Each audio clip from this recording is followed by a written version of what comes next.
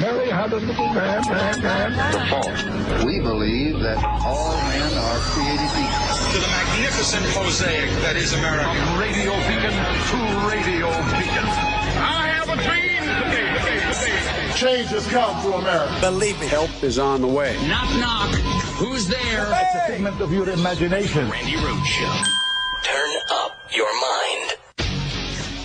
Thank you for putting your trust in our team for another 4 years. Thank you for saying we need to keep moving forward on our shared journey to a stronger and fairer New Jersey. In New Jersey, we know how to make forward work from the middle out and the bottom up. And we know how to move forward and accomplish big things.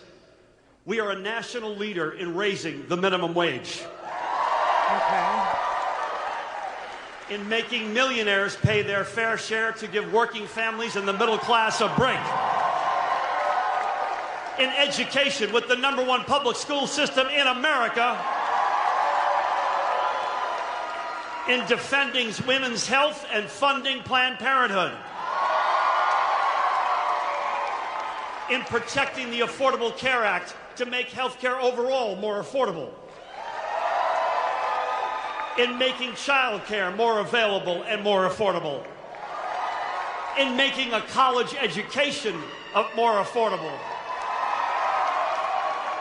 In expanding paid family leave and pre-K, unlike any other state in America.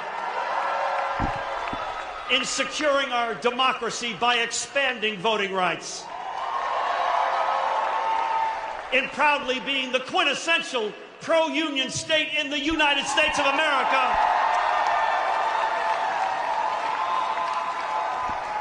In creating a clean energy economy with good jobs. We lead in common sense gun safety.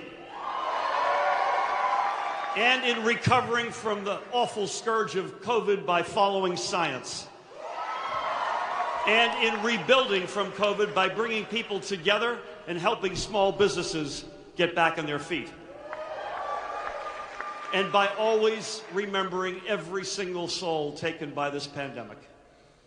If you want to know what the future looks like, folks, come to New Jersey.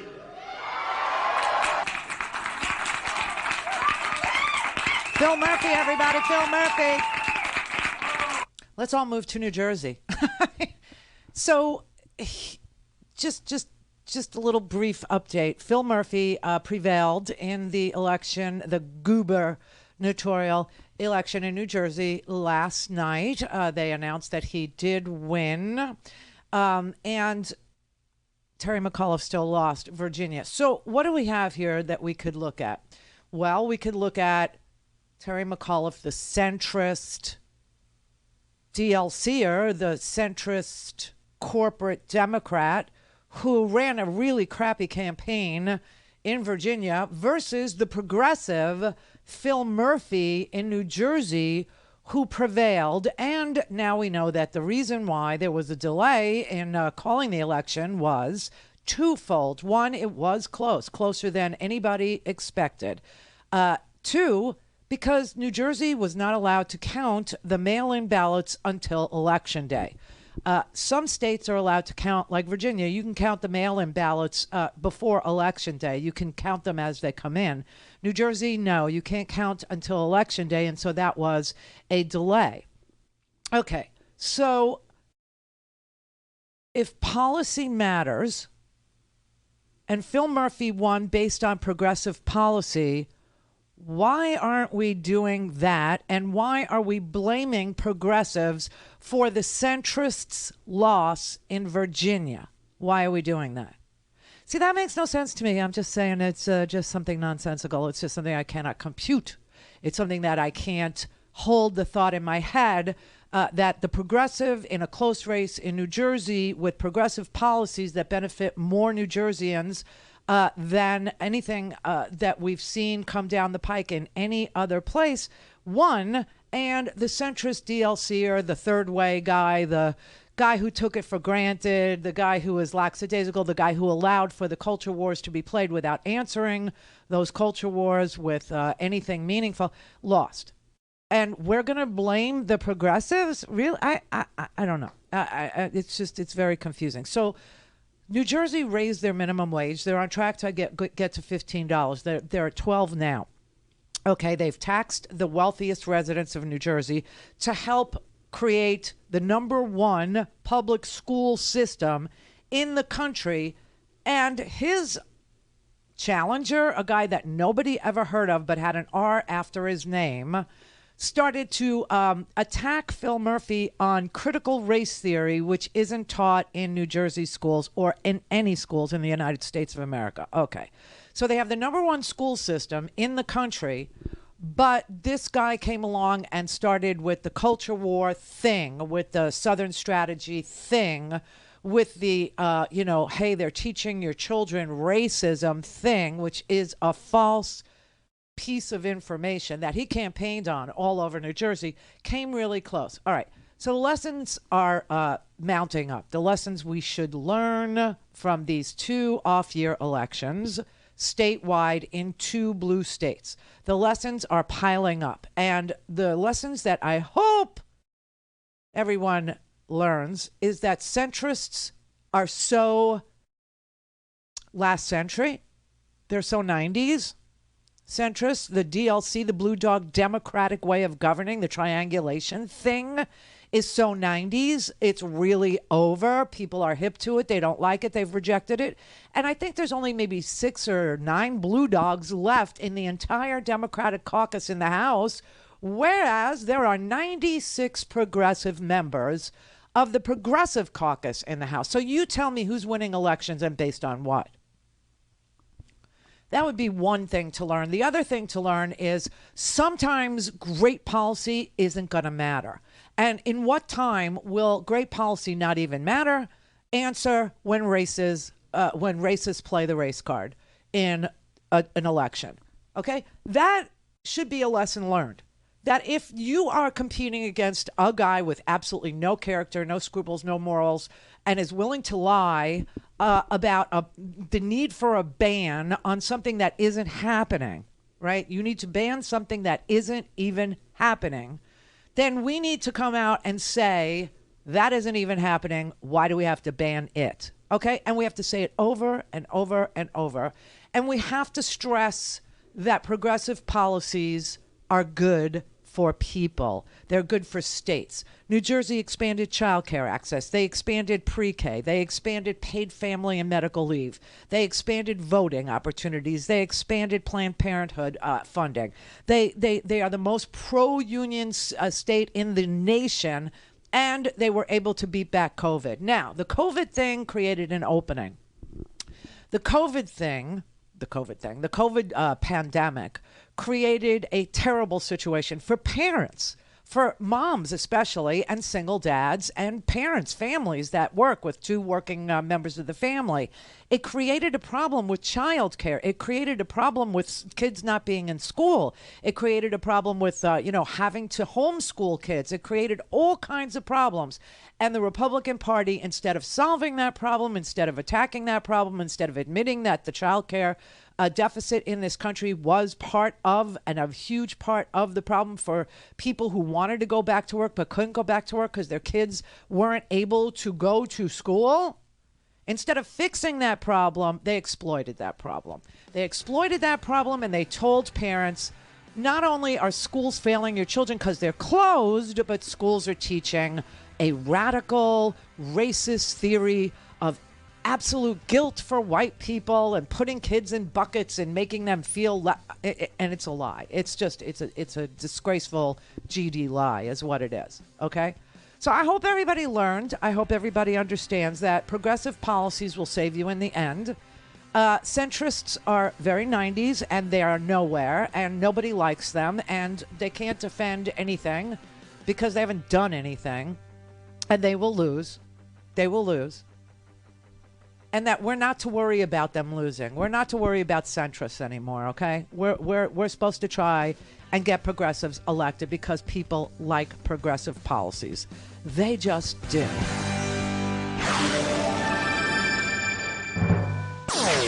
all things Randi at RandiRhodes.com. Go for launch. Speaking truth to power, The Randi Rhodes Show. Once upon a time, Terry McAuliffe was the centrist, moderate chair of the Democratic National Committee. He was the centrist, moderate governor of Virginia up until 2017. This year, he defeated 3 candidates of color and a self-proclaimed socialist in the primary. And he also happens to be best buddies with the Clintons. That's Terry McAuliffe. Once upon a time, President Joe Biden, for whom the Virginia defeat is a huge blow, he was the centrist, moderate Democratic senator from Delaware. He was the centrist, moderate Democratic presidential candidate who defeated self-proclaimed socialist Bernie Sanders to win his party's nomination and enter the White House.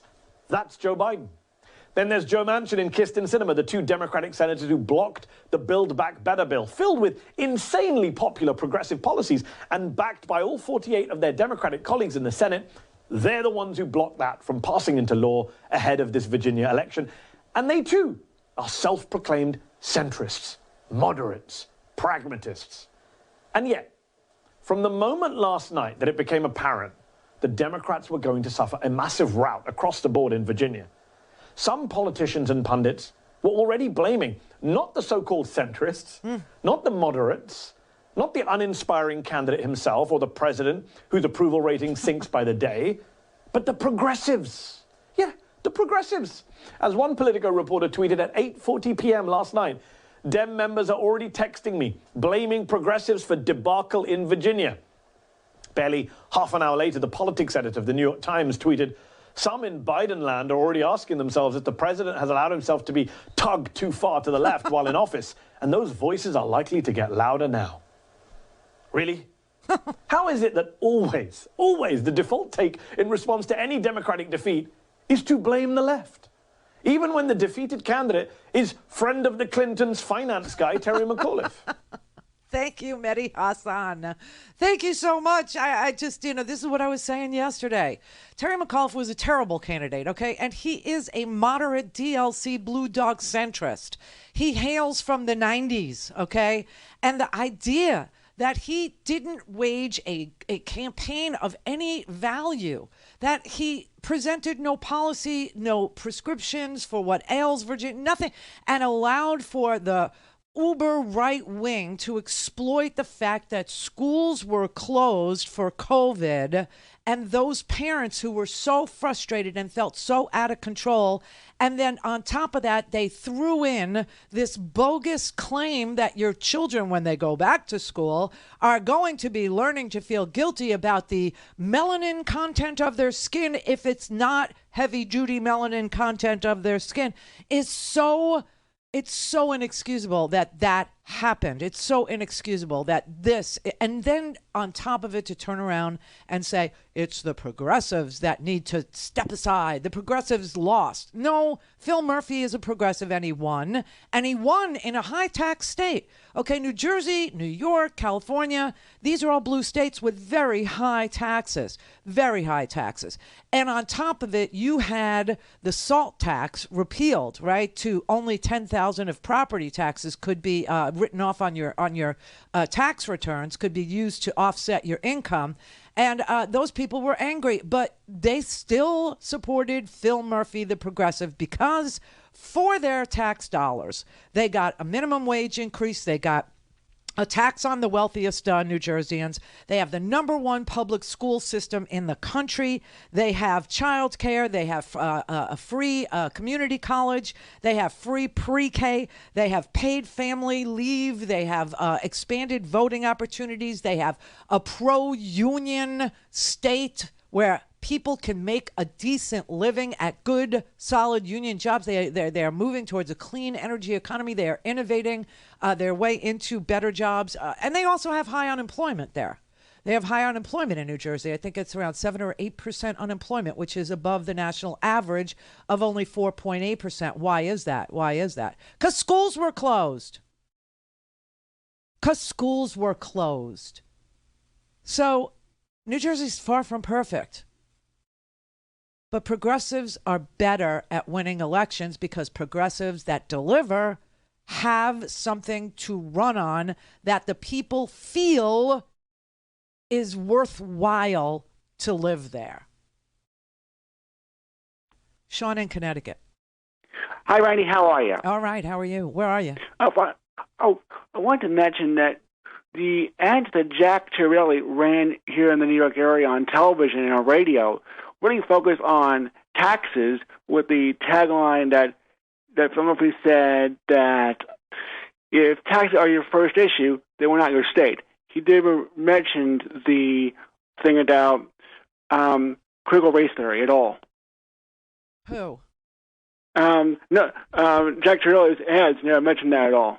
Oh, yeah, he did. He actually said, he said, when I'm governor, we're not teaching gender ID and sexual orientation to kindergartners. We're going to roll back the LGBTQ curriculum, and I'm not going to have them teach critical race theory in our schools. That goes too far. He did say that, okay? Oh, okay. Then thank you for the correction. Then I must have missed that. But I do know the tax ads, because that was where they focused most of his energy. I do know that. So I appreciate the question. Okay, so in the Progressives' Build Back Better plan, okay, that might get a vote tonight. I don't know. Fingers crossed, everybody. They're whipping the vote. I hope so. Yeah, they're whipping right now. Jim Clyburn, I guess, will be the first person to know whether the votes are there to pass the Build Back Better plan tonight, followed by tomorrow a vote on the bipartisan infrastructure package. So they're whipping it now. But I just want you to know that in this package, there is a fix for the SALT limit, right, for the SALT tax. That was limited to $10,000. And in high tax states, I keep trying to tell people, in blue states, there is a pushback because the SALT tax dumps out at $10,000. So there's a fix in this bill. And this bill says that you can now deduct up to $72,000, but not if you make more than $400,000 a year. And that's what I was suggesting, that they cap income for the deduction. And that is exactly what's in this bill. So it would solve some of New Jersey's high tax issues. It would solve some of New York's high tax issues. It would solve some of California's high tax issues with property taxes. My dad lives in New Jersey part of the year, so I know what you're talking about. Right, and I'm a New Yorker, and I can't afford to live there anymore because the price of real estate is through the roof, and then on top of it, you have to pay the property taxes, and that's right. In fact, it's here in Stanford where I live. Yeah. We're seeing a huge influx of New Yorkers. Right. I imagine that's true. Yes. I listen, this is why, people are coming to Florida. That's why people are moving to Connecticut. That's why people are moving, out of the Northeast. And it's not good for people that are from there. It's not good for their children because now their parents can't afford to live there. They can't afford to live there. And it's really hurtful. I mean, it is. And of course you have, small-minded progressives who don't understand that this is an issue that's affecting blue state residents because blue state residents are highly taxed. But we feel like there's a compromise here to be had. And I always said, if you cap the SALT tax by income, if you say, well, if you make over $400,000 a year, you can't, increase the deduction for your property taxes. And that is what is in the infrastructure package, the Build Back Better. Call in, connect. To speak to Randy, call 561-270-3844. 561-270-3844. In New Jersey, Phil Murphy signed bills into law that expanded voting access, provided for taxpayer-funded pre-K and community college, and hiked the minimum wage to $15 an hour. Fat lot of good that did him. He's currently fighting for his political life there in a dead heat. If he wins, it'll just be the narrowest of victories. In Virginia, Democrats cut healthcare premiums, increased spending on education, legalized marijuana, passed climate change legislation, and voted to increase the minimum wage. Millions of Virginians simply did not care. Why? Because Democrats are running against Republicans who know how to fire up their voters, and a right-wing media that helps them do so. Yep. See, Republicans don't really run on policy. Right. And that's smart, because people don't vote on policy. Sorry, they just don't. So Republicans run on feelings, on emotions, mainly fear and anger. They get their largely white base motivated, worked up, resentful. And so Virginia was a high turnout election, but the high turnout helped Glenn Youngkin much more than it did Terry McAuliffe. And what were Republicans enthused by? Angered by? Afraid of? What did Glenn Youngkin make the centerpiece of his campaign? Was it lower taxes or more jobs? Nope. Dr. Martin Luther King called us all to be better than we are. He called us to judge one another based on the content of our character and not the color of our skin. And critical race theory is a political agenda that is absolutely in our schools. And it teaches everyone to view everything through a lens of race and then pits our children against one another. Oh, my God. So, friends, on day one, we will teach history, but I will ban critical race theory. You can't ban something that doesn't exist. Critical race theory isn't taught in Virginia schools. But who cares? Who cares? The Republicans ran an entire campaign on this racist lie, and it worked because it energized their base. It played into white voters' fears and grievances about their place in society, their view of America and its history, their children being made to feel guilty for racism. Racism that they just don't want to talk about or even acknowledge. You can't beat that by offering people a new bridge. As one political strategist and messaging expert tweeted, your economic argument is never going to rebut their unrelenting racism because they offer an origin story for white people's perceived problems and you offer policies you won't even pass. So, but, you know, the answer to this racist crap is to explain how we got here in the first place.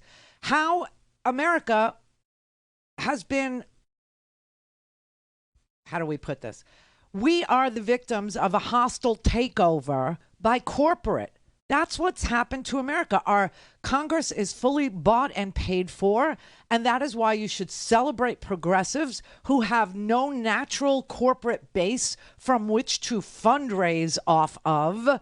That's why when you're a progressive, you ask for $27 from individuals. You ask the people to support you because progressives represent the people, not the corporate. Okay, but isn't it much easier to make one phone call to a lobby shop, to a giant law firm that represents fossil fuels and, let's say, the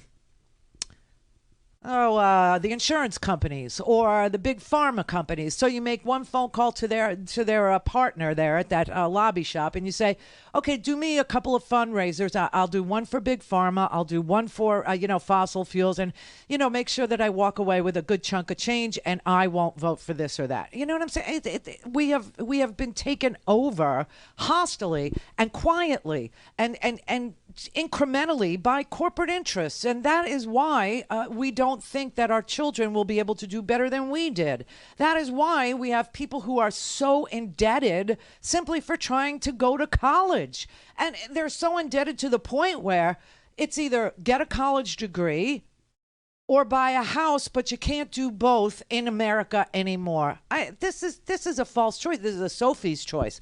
This is bizarre, and this is the corporate way of governing. And, yesterday I saw Senator Chris Murphy, who was saying, we need to tell the origin story. We need to explain to people how we got here. We need to tell them that the origin story is not, just limited to race. The origin story in a more modern focus is, how did we get here between, the 70s and now? What changed in the 80s? What changed? What happened to unions? What happened to, going to college? What happened to the American way of life? What happened to a union job? What happened? And he's like, we need to explain this. The need for an origin story when it comes to explaining for Americans why their lives have become so difficult, right? Millions of Americans are struggling to pay their bills every week. They all of a sudden can't envision a life better for their kids than the life that they had. And as you mentioned, Republicans tell them why that is. Republicans make up this fiction about how minorities and immigrants are to blame, how Democrats are more focused on teaching college seminars on critical race theory in elementary schools than they are on economic well-being. And Democrats have to understand that if we're not telling voters why, if we're not explaining to voters why that theory is wrong, but also what the actual explanation is for their suffering, then we're losing. And that story for Democrats is about the fleecing of America by millionaires, billionaires, and corporations, the empowerment empowerment of Wall Street, the decision to hand massive profits to the drug industry and drive up drug costs for Americans. You've got to tell people who's fleecing them. You've got to tell people who's screwing them. And Republicans have been lying to folks about that narrative. Democrats have the actual story. We've just got to start telling it. That is so right. Why don't we see that elevated into the national discussion? How come we don't talk about the corporate takeover of our government after Citizens United, especially? That was just an accelerant. Okay, that's what that was. We already had a dirty system. We already had lobbyists. We already had people making campaign donations. We already had political action committees. We already had the purchasing of our Congress members, to the point where, we were talking before Citizens United, or at least I was, about how Congress members and senators ought to be wearing, like NASCAR uniforms that clearly said, like who was sponsoring them. Clearly, had a patch for, this company or that one, or the American Petroleum Institute, or Big Pharma, or Purdue Pharma, that literally poisoned America and created an epidemic of addiction and deaths of despair, an epidemic of mental illness in this country, an epidemic of addiction and cravings, and people doing like things they would never, ever, ever normally do because of being dope sick, because of what Purdue Pharma and McKesson, the distributor, because of what they were allowed to do. When I look at what Big Pharma did to America and why they picked rural America, and it was simply because rural America typically worked with their hands and their bodies more than college-educated America did, and so they targeted their pain medicine to those people who were in pain because of what they chose to do for a living, because of what they had to do for a living. It makes perfect sense that they are vaccine hesitant. It makes perfect sense that they don't trust Big Pharma. It does. You have to give them that, because you can't have that both ways.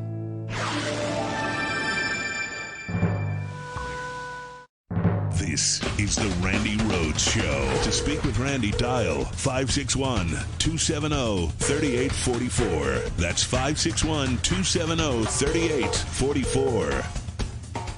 One of the things that President Biden says may have had an impact in Virginia, at least, was the failure to pass these two large bills. What responsibility do you feel that you have in that?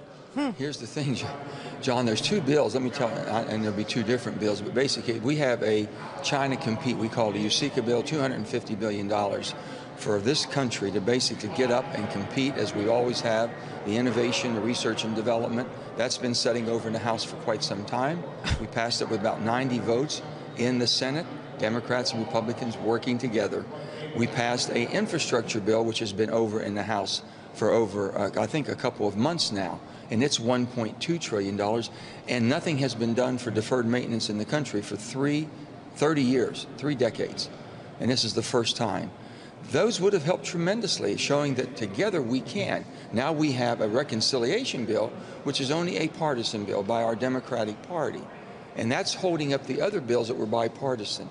That's the problem we have, and there has to be some good faith, and we all work together. But if you're wanting someone to agree that I'll sign off on everything you want, and that'll be the way that it'll come, and if I do that, you'll pass the other two. John, that's not the way democracy works. It's not the way the Congress has ever worked, in my eyes. He is such a straddler. It must hurt down there. Do you know what I'm saying? It's got to hurt. I just can't see how you could straddle like that and not be in, like a screaming agony. 48 Senate Democrats are for the Build Back Better plan. Every House Democrat, with the exception of 5 centrists who need to see that it's fully paid for, which they are being shown as we speak right now. The Congressional Budget Office, the CBO, has scored this bill.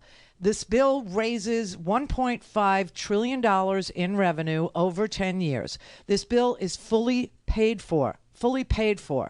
And the people that are impediments to moving this country forward on the most popular things that this reconciliation families package has in it are two centrists, two moderates, two people who are fully paid for by big business. That is sick and that is sad. I mean, when you look at the makeup of Congress, right, there are no more blue dogs. There's maybe 5 of them left. There are no more DLCers. The DLC doesn't even exist anymore. In fact, the people that conceived the DLC, I know these people. I've been to their house. I've looked at their art collection. It's really quite fantastic. But these people, the Mark Penns of the world, the Nancy Jacobsons of the world, who, by the way, are married, but they don't use each other's names. It's very creepy. But they're the ones that did the DLC. And they're the ones that are doing this third way thing, which leaves you in the middle of the road with no decisions on anything ever. And as you know, the only thing that is in the middle of the road are dead animals. And the rest of the House and the rest of the Senate are so pro-family package that it's just these two. And it's only because we have a razor-thin majority. If you want to see Joe Manchin stop being president of the United States of America, elect more progressives to the U.S. Senate. If you want to see Kyrsten Sinema stop being president of the United States of America, elect more progressives. That is the answer. That is the answer, because when you look at the policies and the support for them, they're astronomically through the roof. Everybody, almost to a person, wants to see Medicare negotiate the cost of prescription drug prices in this country. Everybody, almost to a man. Joe Manchin, nah, I'm a moderate. I'm not for it. That's because Big Pharma owns him. That's what makes a moderate a moderate. That's what makes somebody, lean toward corporate interests and away from we the people. And it's sick and it's sad. And they've been calling themselves moderates. They're not moderates. They're corporate. They're corporate. Centrist isn't a thing. It isn't a thing. Being for nothing and being against everything is not a thing. That is not a politically winning message. That is being bought and paid for by various interests who have a stake in the status quo remaining the status quo. It's anti-progress. And the way that the Republicans survive having no policy, which is what they have, no policy, none whatsoever. Even in these last 2 elections, you didn't see any policy. You didn't see anybody suggesting anything meaningful for anybody to relieve anybody of any burden that they feel that they have. There was no policy. It was all racism. It was all resentment. It was all fear. It was all anger. It was all insinuation. It was innuendo. It was let's ban something that's not even happening. That's how they run, because they don't have any policy. Why? If they had policy, well, it might go against one of their donors. They can't be against Big Pharma. They can't be against, the defense industry. They can't be against big insurance. They can't, they couldn't even, agree that the ACA needed to come into existence. They couldn't even agree that we should have a place where we could go and shop and compare plans and have different levels of coverage with basic minimum coverage guaranteed to anybody who would buy a policy. They couldn't even go that far, because insurance companies were giving them money to not do that, to not require them to give basic guarantees of basic coverages. And then Trump came along and Trump said, no, we're going to sell cheap insurance again. We're going to sell temporary policies again. We're going to sell policies that don't cover anything again. And people went and bought them again. And those people are going to, they're going to get sick. They're going to have to go to the hospital. They're going to break a leg or whatever. And they're going to find out the hard way that the $60 a month they were paying covers nothing. This is a sick and sad way to govern in the 21st century. Now, I got to tell you, Biden is on the verge of major accomplishments, okay? And the only thing that's standing in the way is this unhinged opposition that is completely paid for to say these stupid things to people. So you ask him, do you feel any responsibility for being an impediment to the family's plan? Build Back Better is not a great name because it implies that it has something to do with infrastructure instead of human families infrastructure, instead of supporting families' need for pre-K, for childcare, for negotiating down the cost of prescription drugs. You know, it insinuates that it's the same as building bridges or fixing the rails or the potholes, and it's a completely different kind of infrastructure that people are for, that people need, that people want. That is popular. And Joe Manchin simply can't go there because Joe Manchin will cut off his gravy train. And Sinema, she just learned that there is a gravy train. She just figured out that she could go to a fundraiser and in like 45 minutes, she could walk away with 50 grand. And all she has to do is say, I'll be against it then. I'll just be against it. I won't be for negotiating the cost of prescription. I won't be for universal pre-K. And who's lobbying against that? Who's lobbying against these things? Corporate. You know who lobbies against free community college? You know who the lobby is for that? 4-year colleges. Yeah. There's always somebody that has some financial stake in you not getting anything for your tax dollars. So here's what Joe Biden has accomplished, okay? We got 5 million new jobs. Unemployment is 4.8%, right? Even with all the disinformation that gets pumped out about vaccines, here are the current numbers. 80% of American adults, 80% are vaccinated. 98% of everyone older than 65 is vaccinated. 98% of everyone over 65 is vaccinated. 12 and older, 78% of our kids over the age of 12 have received at least one shot. Joe Biden passed a $2 trillion American Rescue Plan that nobody brings up ever, which increased the child tax credit for families, for working families, and reduced child poverty by 50%.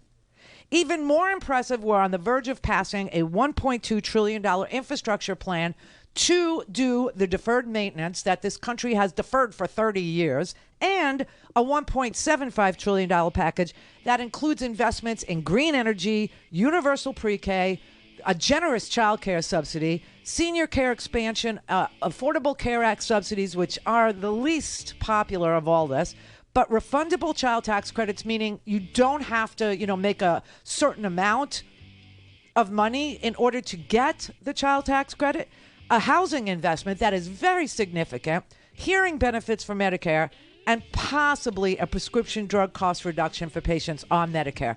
A cap of out-of-pocket prescription drug expenditures, $2,000, no more. A cap on insulin, $35 a month. And nobody is talking about any of it because Manchin wants to be a centrist.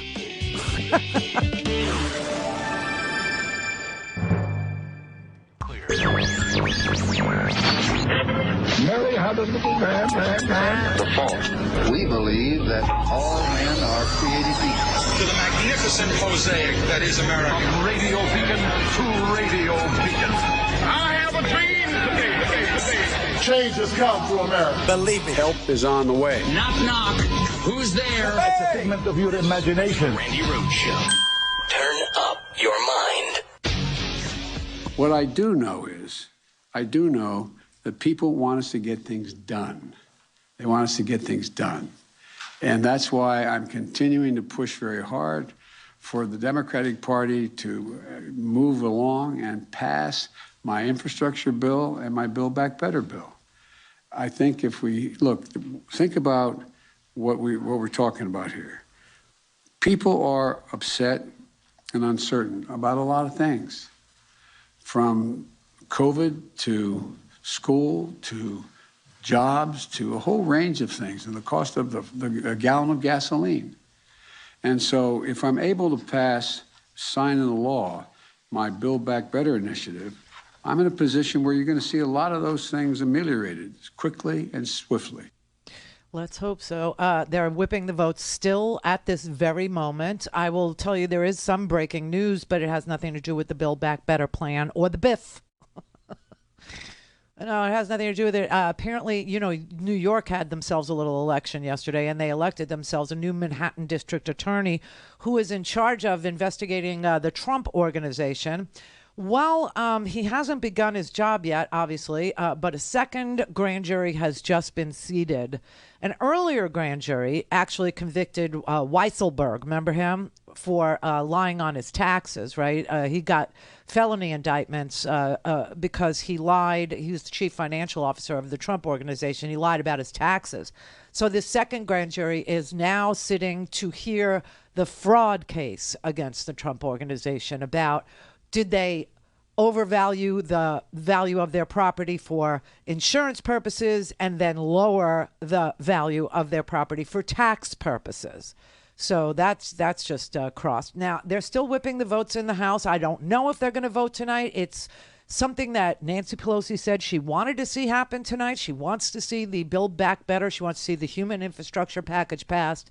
And then tomorrow, she'd like to do a vote on the bipartisan infrastructure package, which definitely deals with hard infrastructure. It deals with roads and bridges and, airports and tunnels and that kind of infrastructure. So we're waiting. We're just waiting to see what the centrists will do.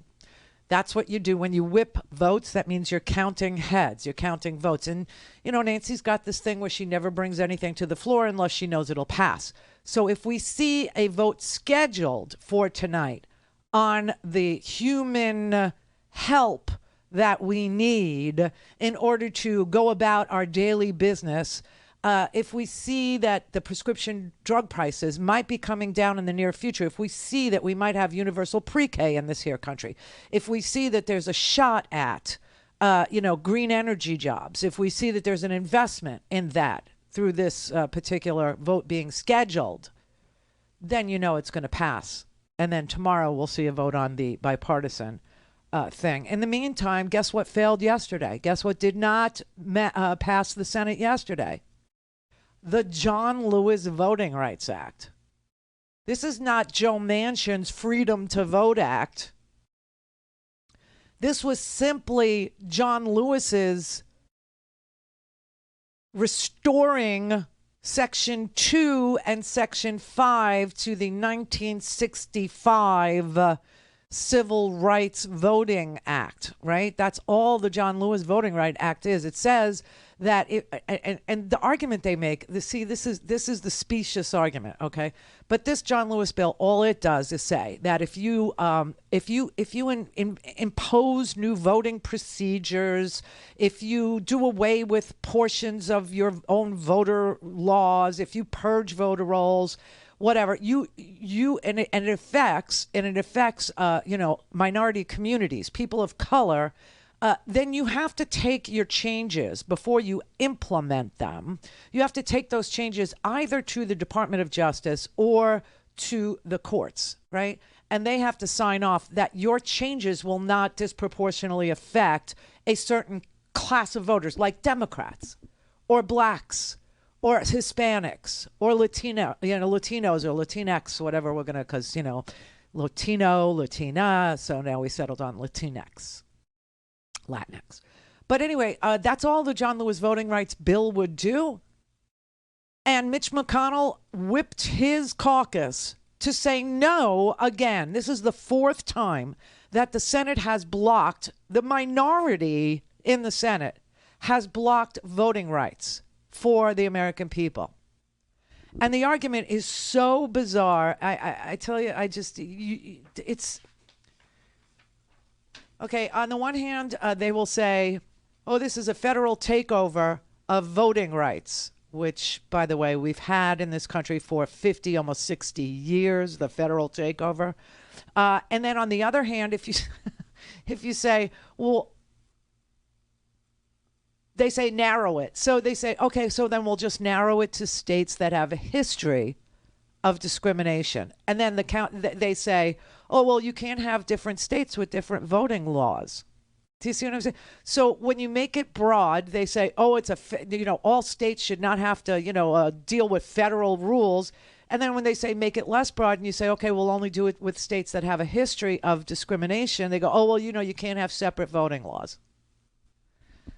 Right. And this is how they this is how, they go out and they just say this stuff where it makes no sense if you put their arguments side by side, because one argument countermands or contradicts the other, because that's all they care about. They have no character. They have there is no principle. There is no morality. There is no consistency. There is no through line in their thinking. It's whatever they have to say at whatever moment to defeat anything that would allow people an easier time of voting, or a decent time at voting, or, not make people wait in line for 11 hours. 11 hours in America in the 21st century to cast a vote. And, they are dead wrong about this. They really are. But Chuck Schumer went to the floor and said, I can't believe this is what they're about. Madam President, this is a low, low point in the history of this body. A few moments ago, Senate Republicans, for the fourth time this year, were presented with a simple question. Will they vote in favor of starting debate, merely a debate, on protecting voting rights in this country? In today's case, they would join Democrats in proceeding to the John Lewis Voting Rights Advancement Act, which would reinstate long-standing, widely embraced federal protections on the right to vote.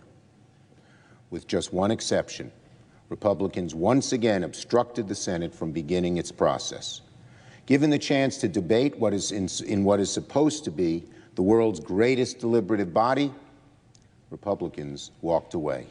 Because they can't make an argument. You understand? I mean, John Cornyn of Texas, let's use a real example. John Cornyn of Texas said that the Voting Rights Act worked because the Voting Rights Act is done and we don't need it anymore because people of color have voted in high numbers. And he said that the old formula that we used to use for pre-clearance, meaning you wanted to change your laws, right? If your state, like, let's say Mississippi, let's say Alabama, let's say Texas, let's say Louisiana, if your state, North Carolina, South Carolina, Georgia, had a history of discriminating against people of color at the polling place, you would have to go and get pre-clearance to change your voting laws, right? And he said, well, that worked because people of color vote in high numbers now. Well, they have changed their laws again in Georgia, in Texas, in North Carolina, in South Carolina, and all of the analysis of their changes in voting, right? Getting rid of early voting, no more drop boxes, no 24-hour voting, no souls to the polls, all the things that they want to stop has a direct impact on participation by people of color. And he says, well, states can't be subjected to different rules based on their history. So we said, well, let's make it uniform. Oh, that's too broad. All things Randi at RandiRhodes.com. Go for launch. Speaking truth to power, the Randi Rhodes Show. Will you commit to voting for legislation that's within your parameters? Will you? Because I think that would end what you call the hostage taking in the House. Eugene, it won't end because they want me to write in blood that I'll be for this, and this. And I'm not for this, and this. And they know it. They know it. I've been very clear. This, and this is the entire bill. And there will be things in the entire bill that not every single member is in favor of. It is governing. You choose the things that you can change and you accept the things that you can't. Nobody is saying that you have to agree with every single provision, but why would you be against universal pre-K? Why? He says he's for universal pre-K. He said, when I was governor of West Virginia, I expanded pre-K to 4-year-olds. So there's that, right? So why are you against paid family and medical leave? New Jersey has paid family and medical leave. What is the problem with that? The feds pay for it. Your corporate, donors should be thrilled that they don't have to pay the corporate donors don't want the employees to be able to take off a month to bond with their newborn baby. But you're all about the children, right? I mean, all of these things benefit West Virginians. Everything in this bill benefits a West Virginian. And West Virginians, by 80% of West Virginians are for this investment in Americans. They are for it. And when you point out to him that West Virginia is for it, it gets lost on him. So your hands are clean, you think, in these election results? John, we can all do more. All of us can do a lot more. I'm reaching out to everybody I can on both sides of the aisle, talking to them. They know exactly where I stand. The problem is, John, we're divided. There's 50-50 in the House, in the Senate. How many times has that happened? A complete split, not that many times in history. So you're the president? So we don't have the numbers that FDR had or that Lyndon Baines Johnson had in order to get some major legislation done. We don't have those. So we have to come to realization what we have and deal in good faith that we can do at least something. And I have been very, very straightforward that pre-K is great. We should do it, 3- and 4-year-olds. I started when I was governor and expanded to just a 4-year-old program in my state of West Virginia, but I think that would be wonderful. Child care, I think that's very, very needed because it helps people go to work and know their children. I think it basically in-home services, in-home care is something that would be very helpful for people that want the dignity and respect to live in their home as they grow older with a little assistance. There's a lot of things we agree on, but to throw everything under the sun and major policy changes, John, in a bill that no one participates except one party, whether it's a Democrat or Republican, and it was never designed. Reconciliation was never designed for major policy changes. This man is playing himself as the non-politician, and he is the most politician of the politicians. Okay, this idea that I believe in I just don't believe in family leave. I believe in childcare, and I think that old people ought to be able to stay in their home with a little bit of assistance. I'm for that, but I'm not for reducing the cost of prescription drugs because I'm supported by Big Pharma, and I'm not for investing in green energy because I make money off of my coal company. I make money off of being a coal company brokerage. That's what I do. I say it's in a blind trust, but really my son is running the company, and I know exactly what's going on day to day. And I'm telling you, I'm voting, for my own income stream. I'm not voting for the American people. I don't care. And you know how you know this is true? He is the impediment to voting rights. Why do I say that? Well, obviously, voting rights keep coming up against the filibuster, where they don't even have to lift a finger, the Republicans. They just say, we're blocking voting rights. We're not even interested.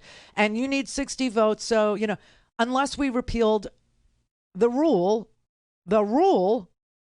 that says that constitutional rights are subject to a filibuster. Constitutional rights are subject to a supermajority favoring those constitutional rights. I mean, do you realize how backwards that is? A supermajority in a democracy is needed to ensure that the basic, fundamental, constitutionally protected right to vote is protected. You need a supermajority to do that. That is so backwards. I can't even tell. Now, we could carve out constitutionally protected rights from the filibuster rule, but Joe Manchin would have to go for that. Joe Manchin would have to vote with all the Democrats to do that, to carve out a space for voting rights to pass with a mere majority and not be subject to the filibuster. And he won't do that either. That's what a centrist is. That's what a corporate Democrat is. That's what a middle-of-the-road person looks like, sounds like. And this is why they fumfer and stammer when you ask them, but all this stuff, this would benefit your people. This would actually benefit West Virginians. In West Virginia, the law is that you can't put a newborn in daycare until they're 6 weeks old, right? 4 weeks of paid family leave, that would help people get to that 6 weeks where they can put their child in daycare. It would be something that could help a lot of working class people. Your constituents, you always talk about the fact you have to be able to go home and explain to your constituents the decisions you're making. How do you explain to a working mother that you're for paid family leave, but you're only going to vote against it because it's part of this process bill. John, because basically the people in West Virginia I work with have common sense. They have responsibilities. They do understand that we do need to pay for these things. They want that to last. They don't want it to be flip-flopped back and forth and be used as like a yo-yo.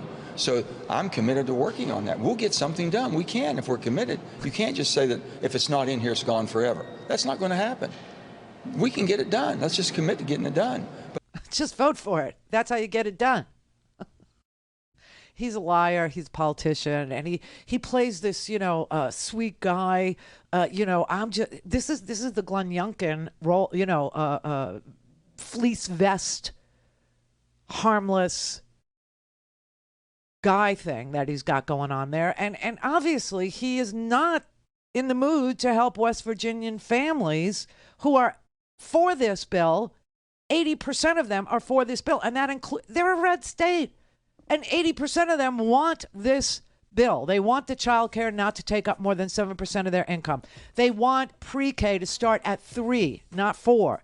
They want paid family and medical leave to take care of a sick child or to stay home and bond with their newborn.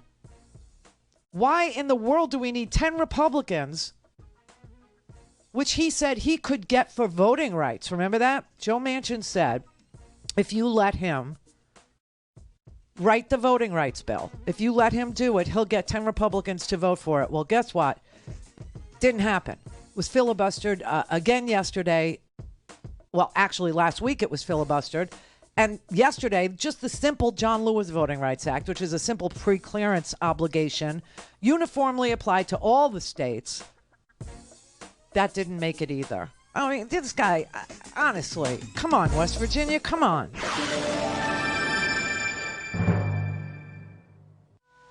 Call in, connect. To speak to Randi, call 561-270-3844. 561-270-3844. All right, this is the White House Principal Deputy Press Secretary Karine Jean-Pierre. Today, filling in for Jen Psaki, who's out because her children have COVID and she's in quarantine, even though she is totally vaccinated. But here's Karine. So, look, America, as you heard the president say before, is a great country. And great countries are honest, right? They have to be honest with themselves about the history, which is good, and the bad. And our kids should be proud to be Americans after learning that history. The president certainly is. Fundamentally, we believe a school's curriculum isn't a federal decision. It's rightly up to communities around the country, the parents, the school board, the teachers, and the administrators. And that means that politicians should be should not be dictating what our kids are being taught.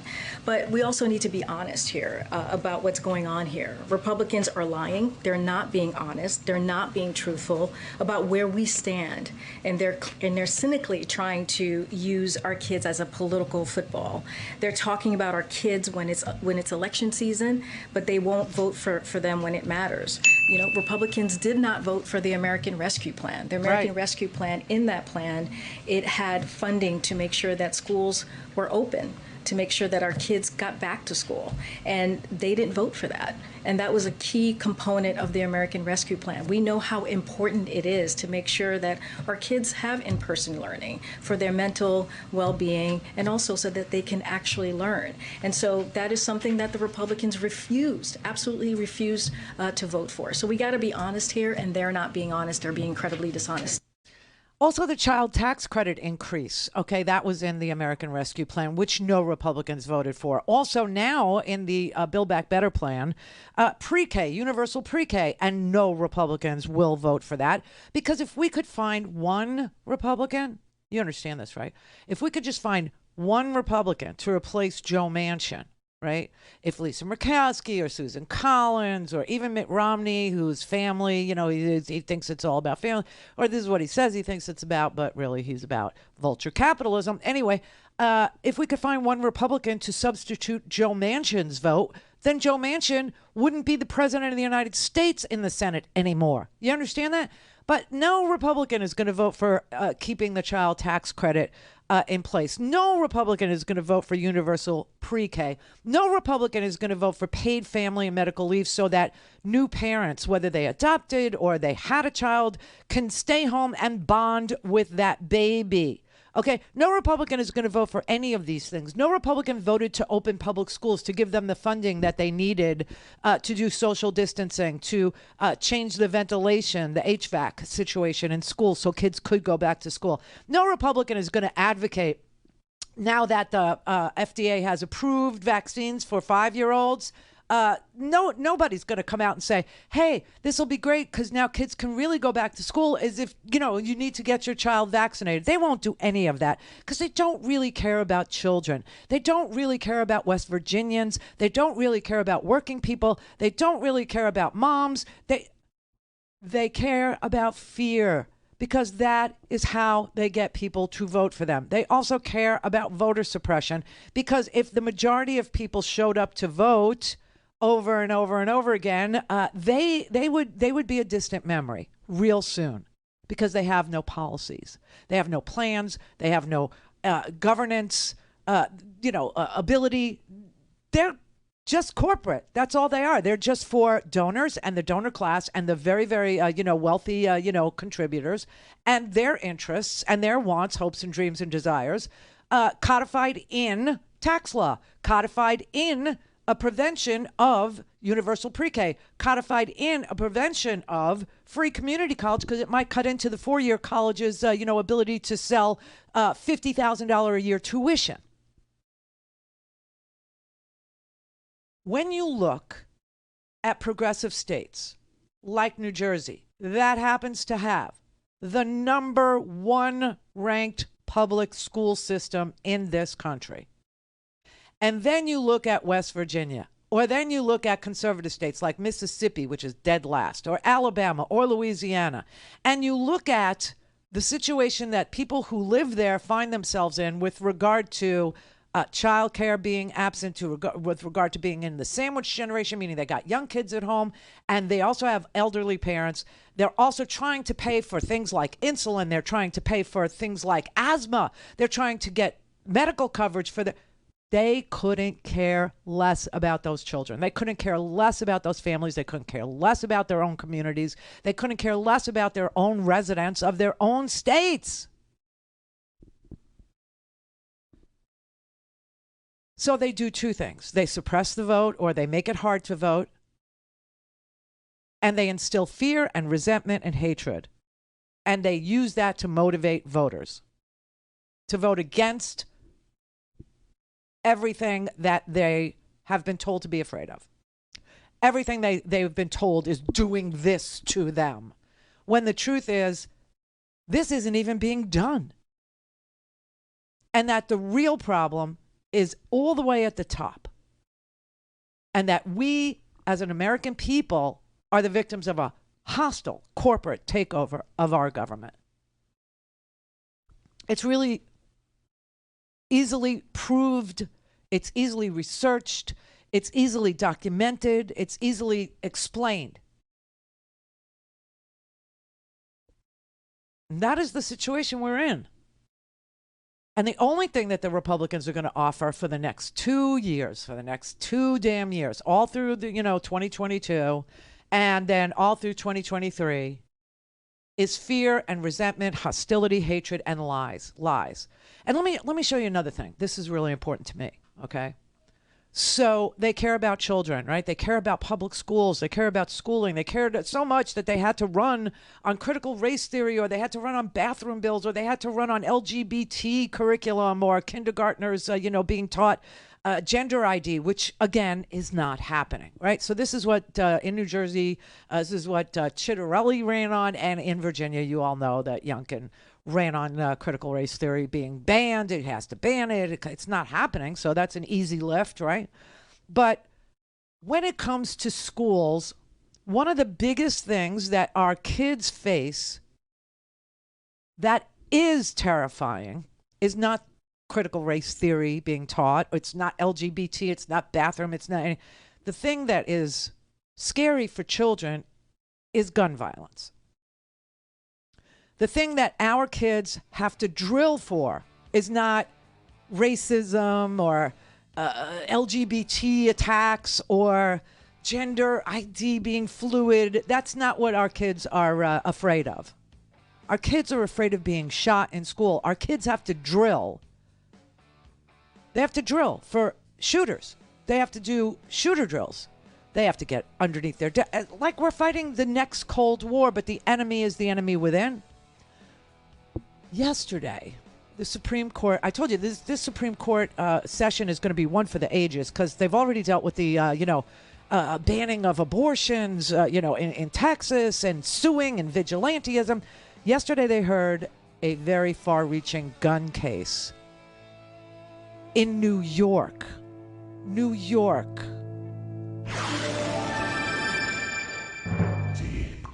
This is the Randi Rhodes Show. To speak with Randi, dial 561-270-3844. That's 561-270-3844. All right, so one of the corporate Democrats, a blue dog, Henry Cuellar, has just said that he doesn't think there are enough centrists. He doesn't think there are enough blue dogs who would vote on the bill tonight.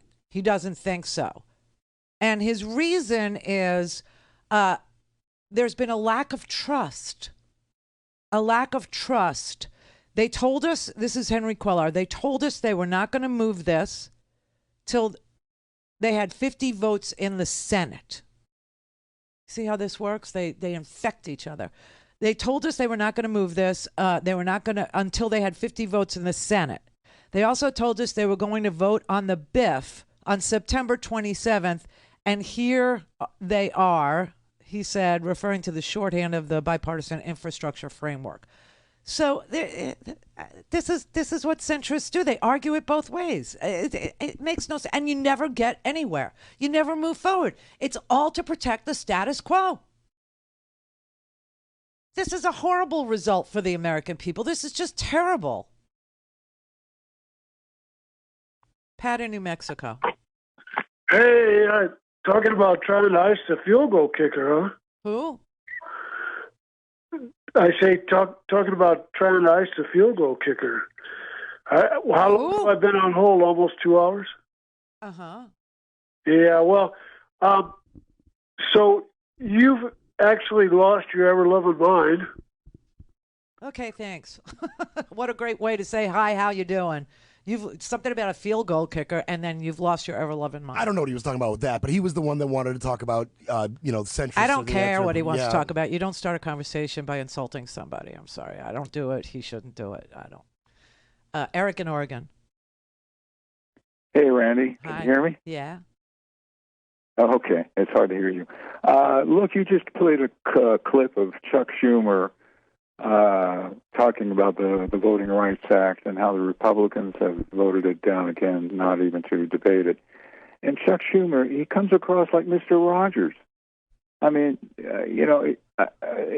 everybody's got to be so nice. Start yelling like Ted Kennedy or Wayne Morris. Show some emotion. Here's what needs to happen. Okay, what needs to happen is Joe Biden has to say something. Joe Biden has to say, I want a carve out for the Voting Rights Act. I want it to be carved out so that it isn't subject to the filibuster rule. And unless Joe Biden or somebody says we're going to work on Manchin there's no mention of the filibuster rule, and that is the impediment.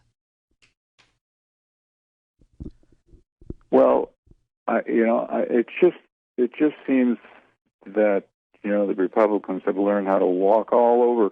They're not nice.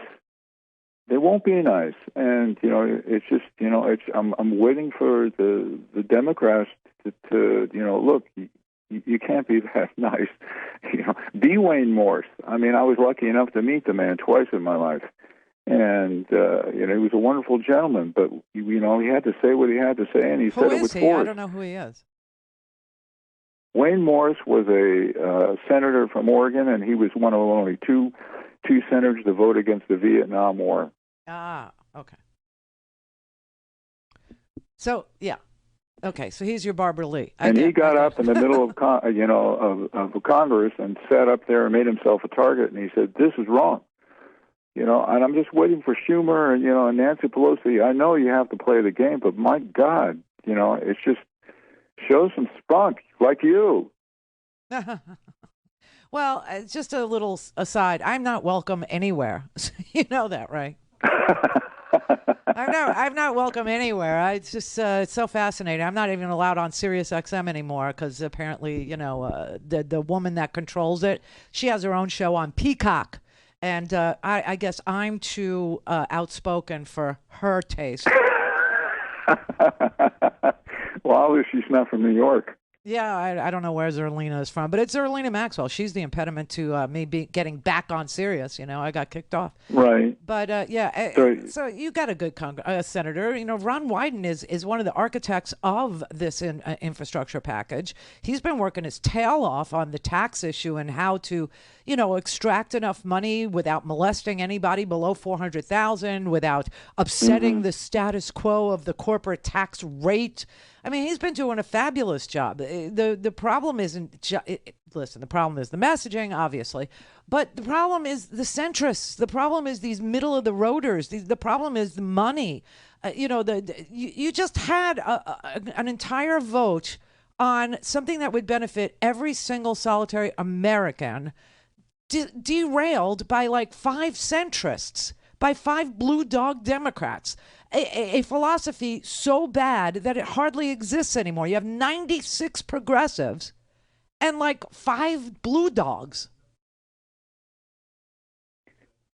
When it's just the dark money. How, you know, right, how can you do this without getting rid of the dark money? But that's the thing. H.R. 1, which was the original voting rights package, H.R. 1, had all kinds of restrictions on money in politics. It actually took us to a publicly financed election regime, okay?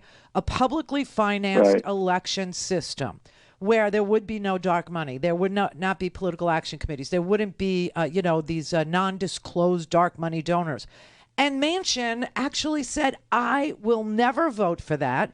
Let me write the replacement bill for it, and I'll get 10 Republicans to vote for it. So they said, okay, go for it. He rewrote it. It's now the Freedom to Vote Act. He never got 10 Republicans to vote for it. And here we are back at square one all these months later because all he did was delay. And he's a Democrat. Well, it's just you got 2 people. Listen, and here's the answer you're groping around for. holding up the whole Here is the answer you're groping around for. The answer is elect more progressives. The answer is run a real progressive in West Virginia against Joe. I understand he's not up until 2024, but that, you know, now is the time to start. And it has to be somebody from West Virginia. It has to be somebody who understands West Virginia, who's from West Virginia, because otherwise I would go there and I would do it. Okay, I really would. I would do it in Arizona too.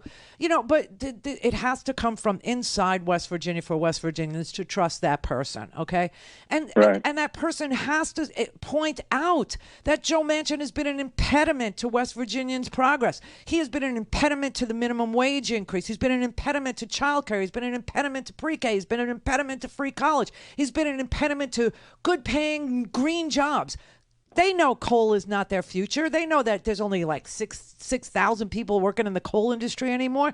The future for West Virginia, the present for West Virginia, is the healthcare industry. They know that. That's where they work. And so this investment in home healthcare would help every West Virginia get a decent salary to take care of their neighbors, to be a home healthcare aide to a senior, right? And not have to work for $8 an hour, $7 an hour. They know that. There's just no alternative. They think it's either Joe Manchin or a Republican, and they keep telling, "Oh, we're such a red state." This bull crap. You're not such a red state. It's like evenly divided. It's an evenly. Well, the Democrats themselves need to expose his coal interests and his son's business in coal. I mean, they know that. They need to expose Manchin for what he really is. West Virginians know how Joe Manchin makes his money. They know that about him. That doesn't need to be exposed. They know that about him. Okay? What they need to know is that there's so much stuff that he is blocking that would help them. That would help them. I mean, you wherever you see, it's a red state. Wherever you see a red state, that is where people are the poorest. That is where education is the worst.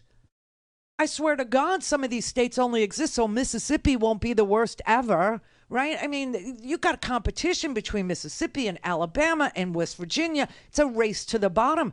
I mean, and those states, they keep voting against their own best interests. Why? And this is the message I keep on trying to tell you.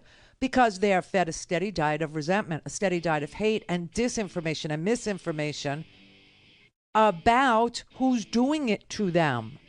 And who's doing it to them are the big, giant, moneyed people. What's interesting about Manchin is he's literally taking a position that benefits billionaire interests, and there's not one billionaire in West Virginia.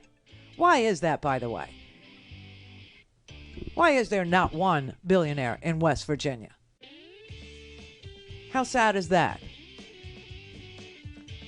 So I don't think there'll be a vote tonight. It looks like the centrists are now blaming the centrists, right? Because you have the House centrists blaming Joe Manchin and Kirsten Sinema, right? They're sitting there saying, well, we can't vote for anything until we have 50 votes in the Senate, so we're not going to do anything. We're not going to move any bill tonight. What the? More progressives, please.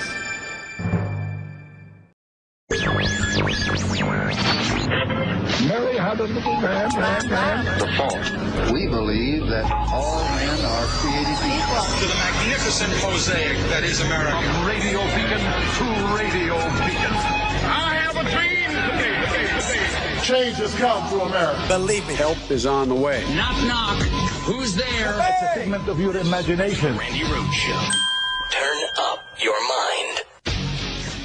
Getting people back to work in October. This is a good number here. 531,000 net new jobs added back into the economy in October. And the jobless rate falls more than expected to 4.6%. Oh! Let's look at the trend here. You can see that August and September were revised higher, John. That means a little bit better hiring than we had feared. Remember, we saw that strong summer. And this is the Delta variant slowing that brisk job creation. Now coming back. Some economists have been telling me they think that Hurricane Ida might have been a depressive factor in jobs creation. Also, kids were just getting back to school. They've been back to school about 6 weeks now. Maybe that allows some people to go out there and look for work. How does it look for the recovery? Still down about 4.2 million jobs in the recovery. This is what we've lived through, John, every month, looking at job creation, slowly, steadily digging out of this COVID hole here where millions of people were thrown out of work. The jobless rate, important to look at this one too here, 4.6%. That brings us back to the best since the beginning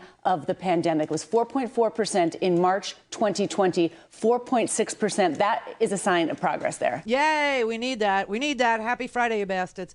Finally, some good news, because if you were Joe Biden, you probably started hating numbers because they've been so bad.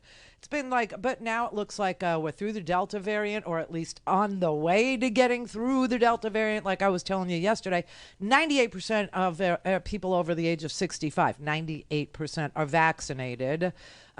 People over 12, it's almost 80% of people over 12 are vaccinated. We're getting there. We're getting there. If we can only figure out what to do about Aaron Rodgers.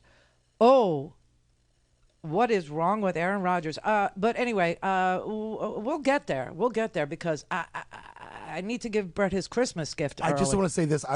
My anger was starting to subside, and then I saw that little clip of MLK in our opening, and I got all angry again. But we'll get there. We'll get there. Okay. So just so you know, wages are up, too, in this here country. They're up almost 5%. So this is good. The worker shortage, people being afraid to go get work because of the COVID, people insisting on better wages to go back to work in the midst of COVID, actually work to the benefit of us, those who work for wages, because we were able to negotiate higher salaries and businesses were able to, pony up. They said, oh, my God, we can't find people to work for $7.25 an hour. I guess we're going to have to pay you $12. I guess we're going to have to. And they said, okay, then we'll go back to work.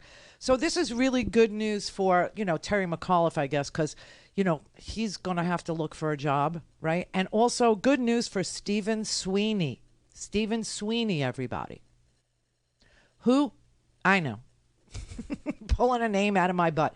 Stephen Sweeney. This is one of the most fantastical stories in the history of politics. It's unbelievable to me. Stephen Sweeney is was the New Jersey Senate president. The New Jersey legislature was democratically controlled. Majority in the state assembly in the House, a majority in the state Senate. And Stephen Sweeney was the Senate president in New Jersey. Very powerful, dude. A moderate, a centrist, a corporate Democrat. Held that job for 12 years and held it like with an iron fist. With an iron freaking fist. Okay? No one was going to, intimidate him. No one was going to get their progressive namby-pamby policies through. Didn't care if Murphy was a progressive governor. He was the ballast for the corporate Democrats. He was the anchor. Problem is, got to run every 2 years, no matter how empowered you feel you are. If you're, or you got to run every few years, right, in the Senate.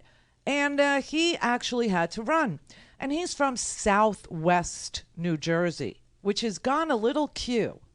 It's gone a little Staten Island-y. You know what I'm saying to you?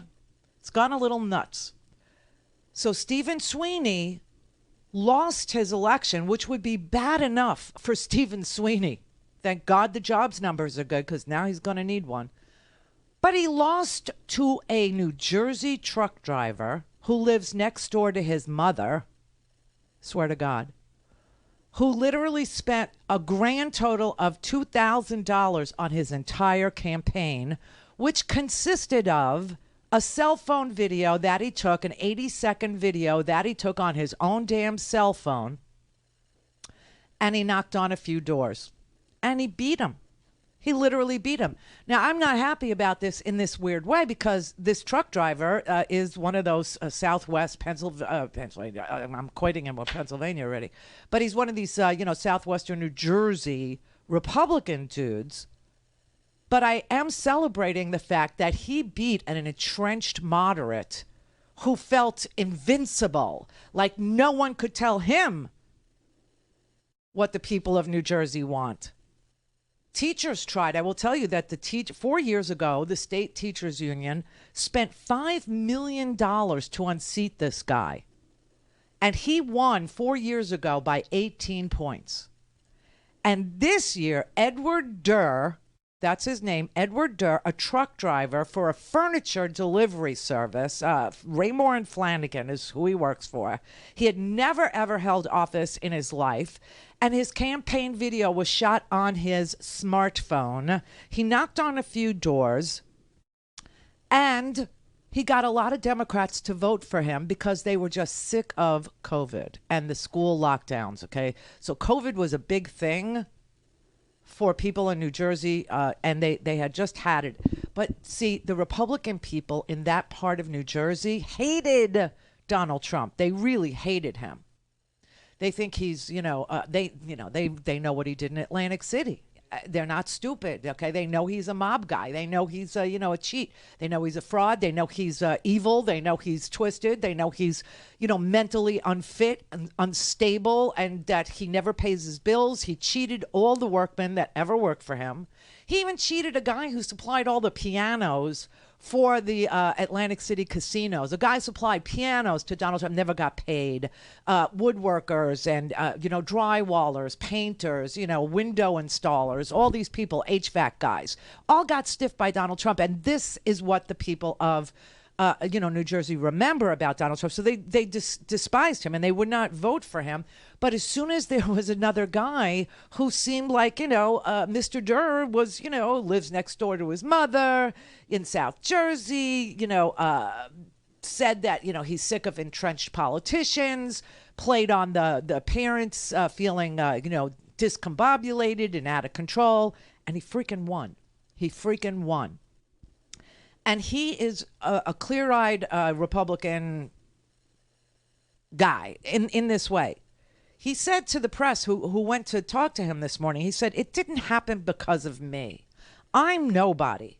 I'm absolutely nobody. I'm just a simple guy. It's the people.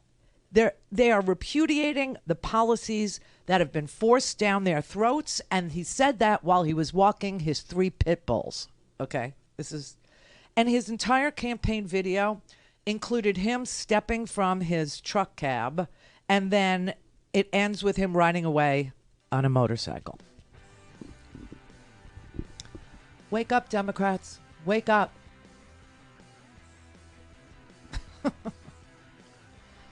Yeah, I'm very serious about this. And he freaking unseated an entrenched politician who is the president of the New Jersey Senate. Beat him by about 2,000 votes. Literally spent $2,200 on his efforts.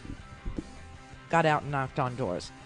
I mean, you'd be an idiot to ignore this. You really would be. People don't like moderates, number one. Centrists. The only thing that's in the middle of the road are dead animals. You understand. But now the numbers are starting to get good. The numbers are starting to percolate again. We're almost, let's say, back to normal.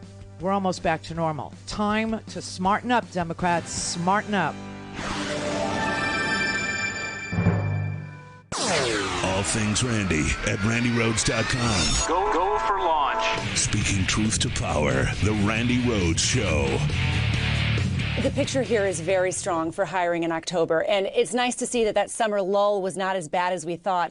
In normal pre-COVID times, this kind of a jobs report would have been historic. 531,000 net new jobs added back into the economy in October across the spectrum, and wages up 4.9%. That means people are going back to work and they're getting bigger paychecks.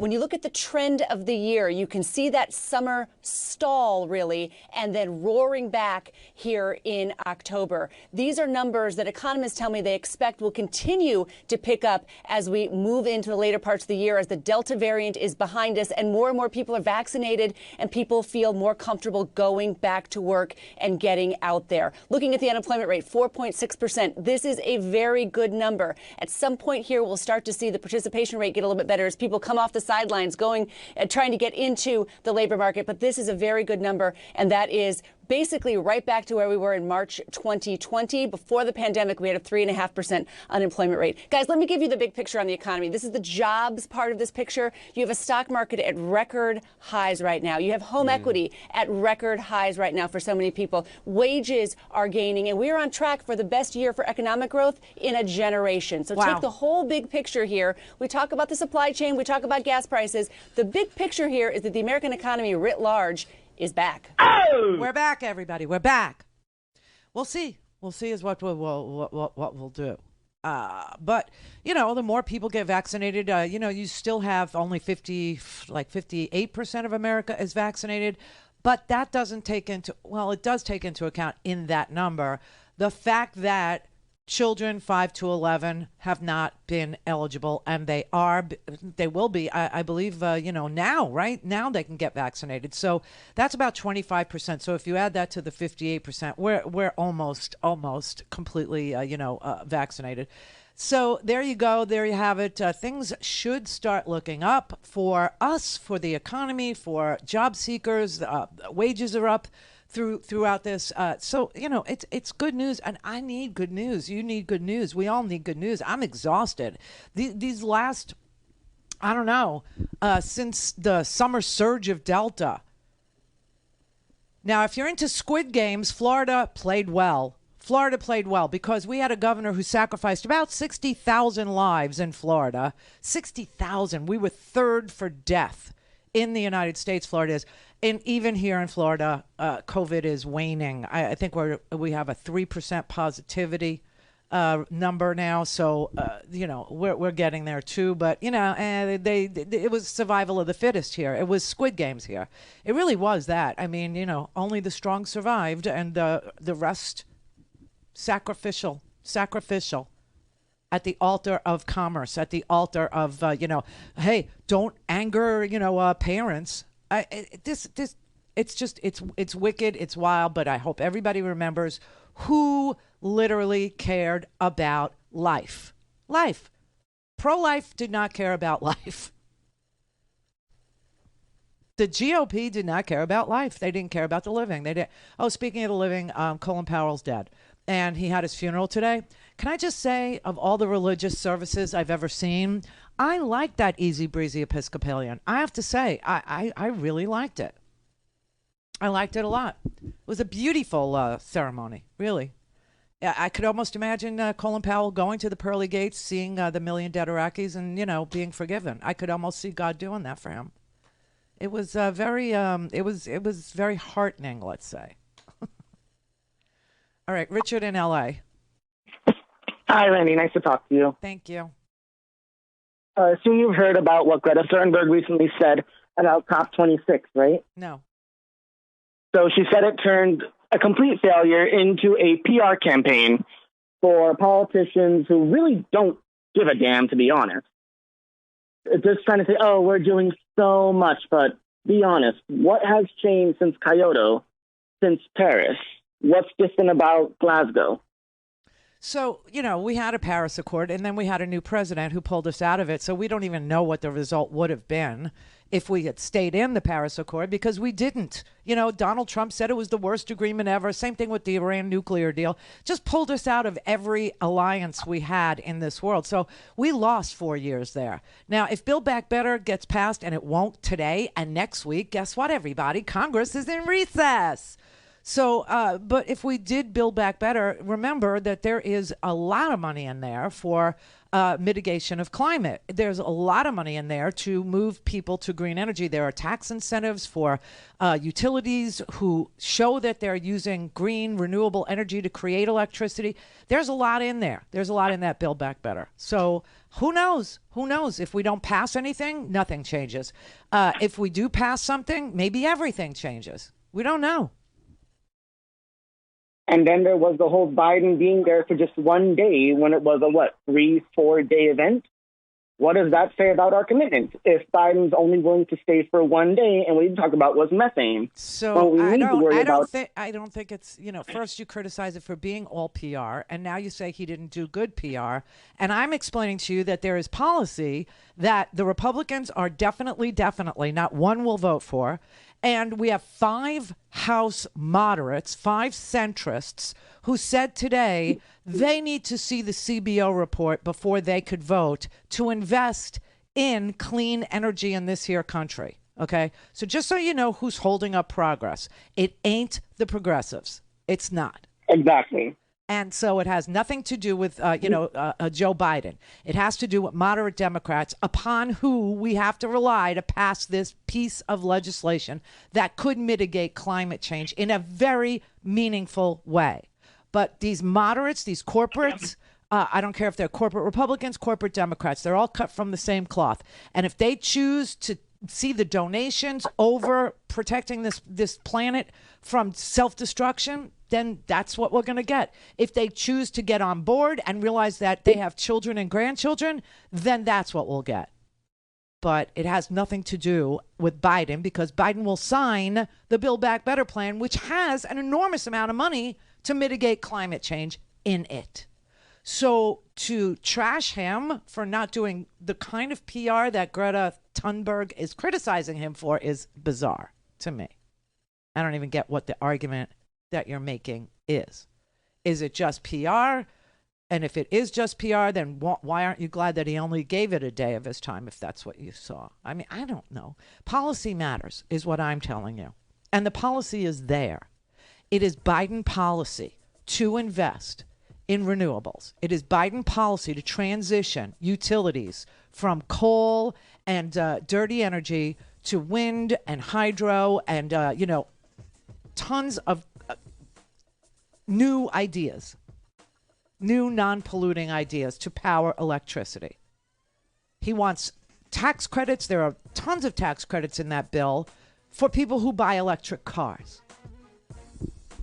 There is a ton of climate mitigation in Biden's policy.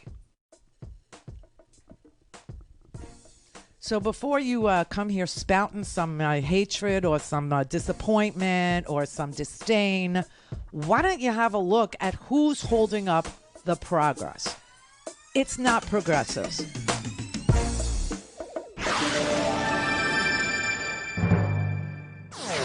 things Randy at randyrhodes.com. Go for launch. Speaking truth to power, The Randi Rhodes Show.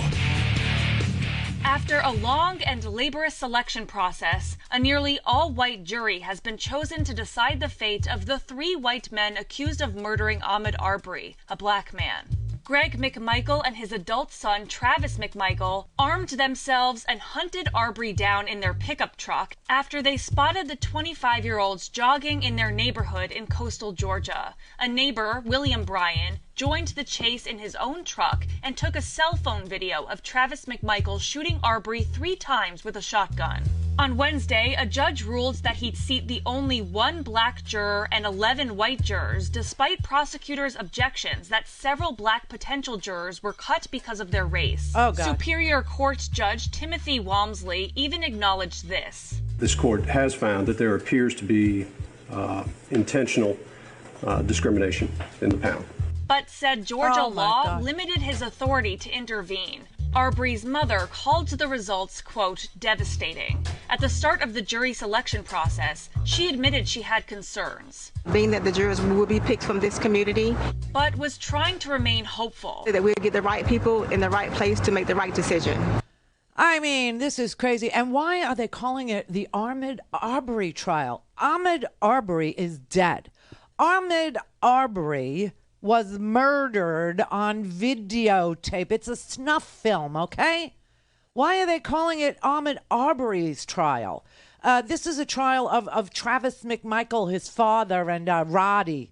These 3 white guys in Satilla Shores, Georgia, where they shot a black man, recorded it on their cell phones, and now they're finding out, even in Georgia, that's a crime. I mean, this is so sad. This is so sick. And everybody's trying to explain away how we ended up with an almost all-white jury, in 2021. How is this happening? Here's Dan Abrams trying to explain it. Anyone who says that this is not a case about race, I think, is living in a fantasy world.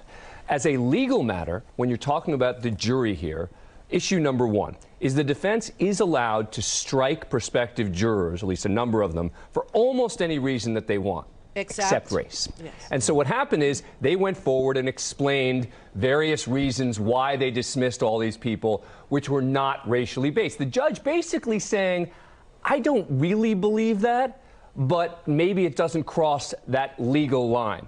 Number 2 is that the jury doesn't, as a legal matter, need to reflect the exact percentage of jurors who are of that particular race in a community. And the third thing is, and I think this is something that's not being discussed enough, is there were a good number of black prospective jurors who were honest in the jury selection process and said, you know what, I've seen that video. I can't be fair. I can't honestly tell you that I can be objective here. And that immediately eliminated a number of prospective jurors as well. So the white people were honest. The white people said, oh, I didn't see that video, and I can be... He's saying that we ended up with an almost all-white jury because the black jurors were honest and said that they had seen this video and they couldn't be impartial. But the white jurors, what? They said they didn't see this video and they could be impartial. That is a lie. That is an absolute rank lie.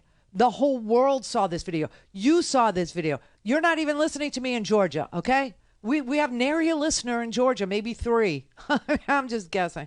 I just don't feel the love from the Georgia. But honestly, are you telling me that the white jurors told the truth? That they said, oh, I could be impartial. I didn't see the video. No, that is the lamest excuse I've ever heard for using. Look, here's the lay of the land. They're in Brunswick, Georgia. The population there is 25% African American, 25% black. And there's 1 black juror.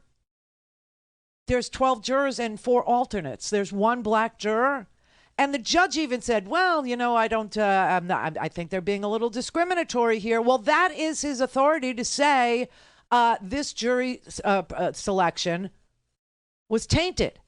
He can, but I don't have the authority. Of course he has the authority. This is crazy. This is wrong. This is unbelievable. And we're supposed to believe that the reason why the black jurors was struck is because they told the truth that they saw the video, and the white jurors didn't lie. Because what? They said they didn't see the video? I don't know. I wasn't in the courtroom, but this is just a bizarre place to land on this particular thing. Now, you remember what happened to Ahmaud Arbery, right? Ahmaud Arbery was 25 years old. He was a baby. He was jogging. That's what he was doing. And there was like a house under construction. And lots of people went into that house to look around. Lots of people. One guy, and we know this because there was surveillance video in that house under construction. And so we know all kinds of people went in there to look around to see what was going on, to see, how's the building going and what are they putting in there and what kind of refrigerator did they buy and what kind of, drywall they're using, whatever. And Ahmaud was one of those that went in there. He didn't touch anything. He didn't damage anything. He didn't steal anything, nothing. And there was a guy that was in there 4 different times, also caught on videotape, right? Nobody called the cops on that guy. But anyway, people would, go in there, and he was on his morning jog or his afternoon jog. This happened in the afternoon at 1 o'clock in the afternoon. This isn't the middle of the night. This is in broad daylight. This was in February. He was doing his jog, right? And so he went in there, he looked, and then he went back on his jog. Well, these 3 guys who decided that they were going to be vigilantes, they decided that they were going to, chase him, and they went hunting him. They literally got in their car. And by the way, Ahmaud Arbery lived 2 miles away. So he was jogging in his own neighborhood. He was jogging in his own area, okay, 2 miles from his house. So he stops on the front lawn at 220 Satilla, a house that was being built across the street. And he looks around and he wanders inside the open construction site. Security footage captures him looking around. Nothing's disturbed, nothing's damaged, nothing, right? Outside, a neighbor sees that, that Ahmaud goes into the house, and he calls 911. And several others also had stopped in that house that day, several other people. But this neighbor only calls 911 on Ahmaud. There were several people trespassing, as they say, caught on camera that day. Okay? And so Travis and his father, Gregory, grab their guns, jump into a white truck, and leave their house and pursue Ahmaud Arbery. Now, we don't know what happened in the 3 minutes that they're in their truck pursuing him, but we know from testimony that Greg McMichael gave police at the scene and other witnesses that Roddy Bryan, this Roddy dude, actually sees the pursuit, gets in his car, and also joins it. He follows them. He tries to cut Ahmaud Arbery off, and Arbery doubles back and passes them, and then Roddy tries to block him with his car. Arbery runs past him, and Greg McMichael jumps from the cab of the bed of the truck, armed with a handgun. And Ahmaud Arbery's like running, trying to get away from the gun, trying to get away. And he ends up dead. This is the Randi Rhodes Show. To speak with Randi, dial 561-270-3844. That's 561-270-3844. Okay, so we all saw Ahmaud Arbery be murdered on television because they were filming it while they were hunting him like a big game, okay? And so what you have is the father and the son, okay, Gregory and Travis McMichael, and their friend Roddy, who's filming the whole thing, okay? They got 2 cars chasing this 25-year-old jogger who did nothing wrong at all, and chasing him with more firepower than, the U.S. military. Really, it's amazing. You got a .357 Magnum in this guy's hand. The other guy's got a shotgun. They got 2 cars. And they're literally running this guy down, literally hunting him. And so now you got this Travis McMichael dude standing by the driver's side of his truck, armed with a shotgun, okay? And Gregory's in the bed of the truck, and they call 911, okay? And Ahmaud doesn't know where to run. Arbery is like, oh my God, what the hell? Where do I go? What do I do? He veers right, he veers left, and then he darts around the right side of the vehicle and then comes around the front of the truck. And that is when you see him in his white T-shirt through the windshield where Travis McMichael is leaning toward him and shoots. Literally murders him. Shoots him. He's hit in the chest. Now we know, because there's been an autopsy, that it hit his right lung, his ribs, his sternum. Okay? And they're wrestling. The two guys with the gun are wrestling each other. I'm sorry. Arbery is, Travis goes over to Arbery, and he's like half dead, but he's still fighting for his life, and he's wrestling. He's wrestling to get the gun away. And so Gregory McMichael shouts to his idiot son, Travis, Travis, Travis. And then Arbery punches Travis.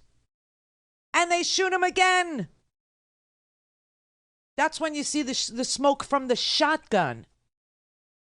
And Ahmaud Arbery is bleeding out. He's literally bleeding out, and he still manages to get off one last punch. He punches him one more time. And Travis fires another shot, which hits Ahmaud Arbery in his upper chest. And Travis walks away holding his gun. And Gregory gets off the truck holding his .357 Magnum.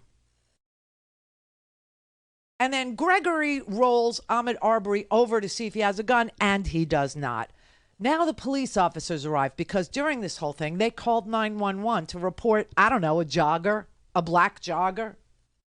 And the police officer, Officer Minshew, reports 2 subjects on Holmes Road, shots fired, male on the ground bleeding out. The police takes Gregory McMichael's testimony and then lets them all go.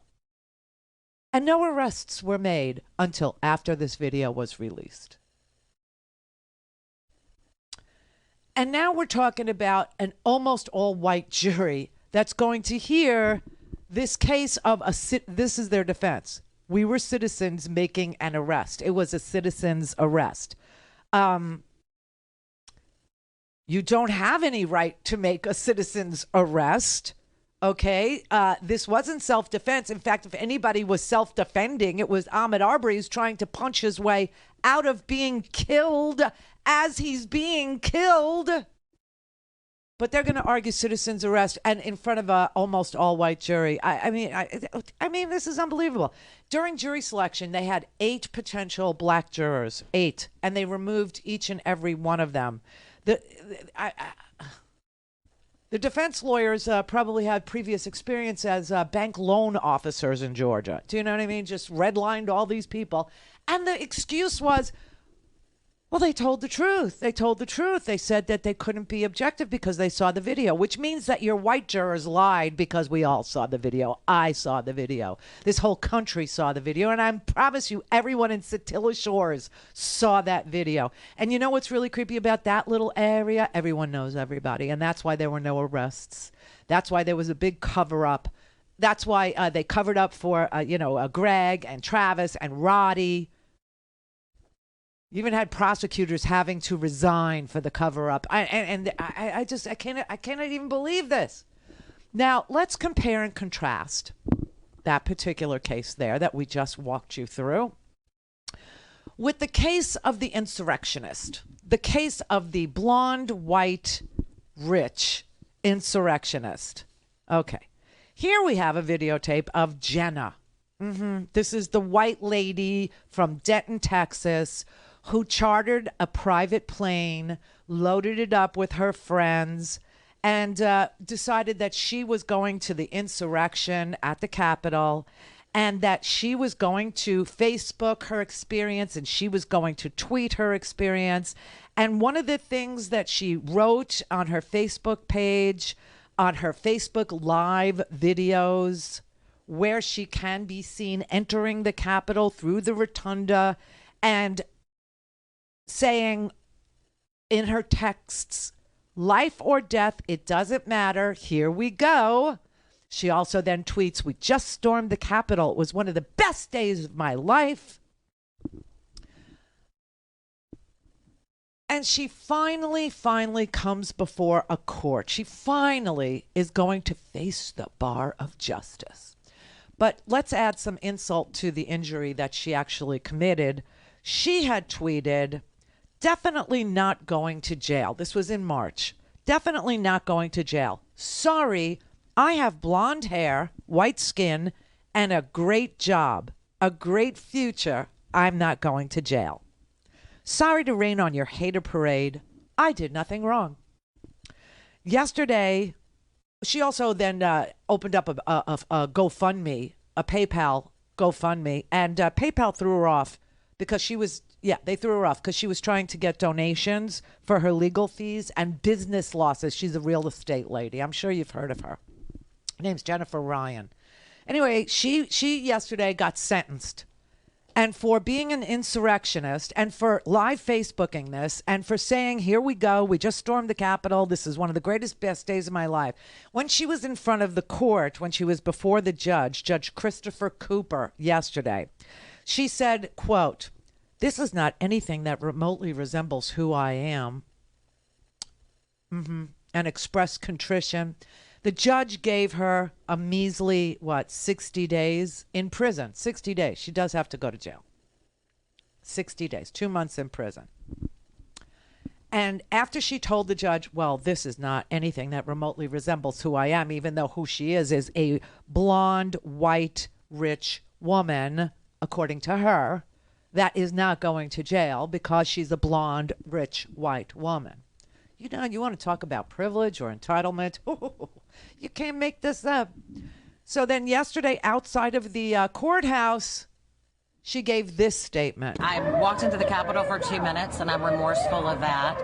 I'm disappointed that I am being used as an example in my incarceration because other people that walked in for 2 minutes may not have the same thing, but because I'm a public person and I have a Twitter account, I'm being punished for that. And because the media was doing what y'all are doing right now, I'm being punished for this. And it's actually causing my incarceration. And I think that that is a travesty. I think that everybody should be able to tweet without being persecuted and treated like crap. So it's, watch what you tweet, because if you tweet, you can go to jail, basically. Do you regret tweeting that you weren't going to jail? Well, I didn't think I was at the time, and that's because they had had some discussions about it. And yes, I regret ever tweeting, but, it's a free country. She's blaming the Twitter for showing up on a private plane for the insurrection, which she said, quote, I feel like I was basically following my president. This is January in a CBS Dallas-Fort Worth interview. She said, I was following what we were called to do. He asked us to fly there. He asked us to be there. That was in January. And then in March, she said, definitely not going to jail. Sorry, I have blonde hair, white skin, and a great job, a great future, and I'm not going to jail. And now she's blaming Twitter for her going to jail. Not what she did, not that she pre-planned to be an insurrectionist, not that she did show up there, not that she did enter the Capitol, not that she thought that she was doing what Donald Trump asked her to do, which was to stop the certification of the election by doing violence at the Capitol. Hang Mike Pence, Where's Nancy? Oh, Nancy. But she's white and has blonde hair, so she's not going to jail. Can you see how when you juxtapose the Arbery case with the Jenna Ryan case, it doesn't look good for anybody in this country who cares about equal justice under law? It sort of makes you hate white people, and I'm a white person. Now, I have no problem with self-loathing, but some white people do.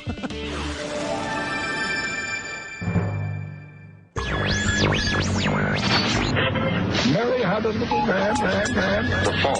We believe that all men are created equal. To the magnificent mosaic that is America. From Radio Beacon to Radio Beacon. I have a dream today. Change has come to America. Believe me. Help is on the way. Knock, knock. Who's there? It's a figment of your imagination. Randi Rhodes Show. Turn up your mind. New questions swirling over NFL star Aaron Rodgers about whether he broke the league's COVID rules. The quarterback sidelined this week after multiple reports that he tested positive for COVID-19. He was asked directly whether he had gotten the vaccine before the season began. Are you vaccinated, and what's your stance on vaccinations? Yeah, I've been immunized. What? You know, there's a lot of conversation around it, around the league, and a lot of guys who have made statements and I've made statements, owners who've made statements. You know, there's guys on the team that haven't been vaccinated. I think it's a personal decision. I'm not going to judge those guys. Those guys? But ESPN reports the NFL has been treating Rodgers as unvaccinated since the beginning of the season. Rodgers has not returned NBC's request for comment. By the NFL saying he is out for this game, that was the code word for the fact that he has not been vaccinated. Right. The Green Bay Packers announced the quarterback cannot play this Sunday because of NFL COVID protocol guidelines, which means he'll sit out for 10 days. I went, wait, they're calling him out already?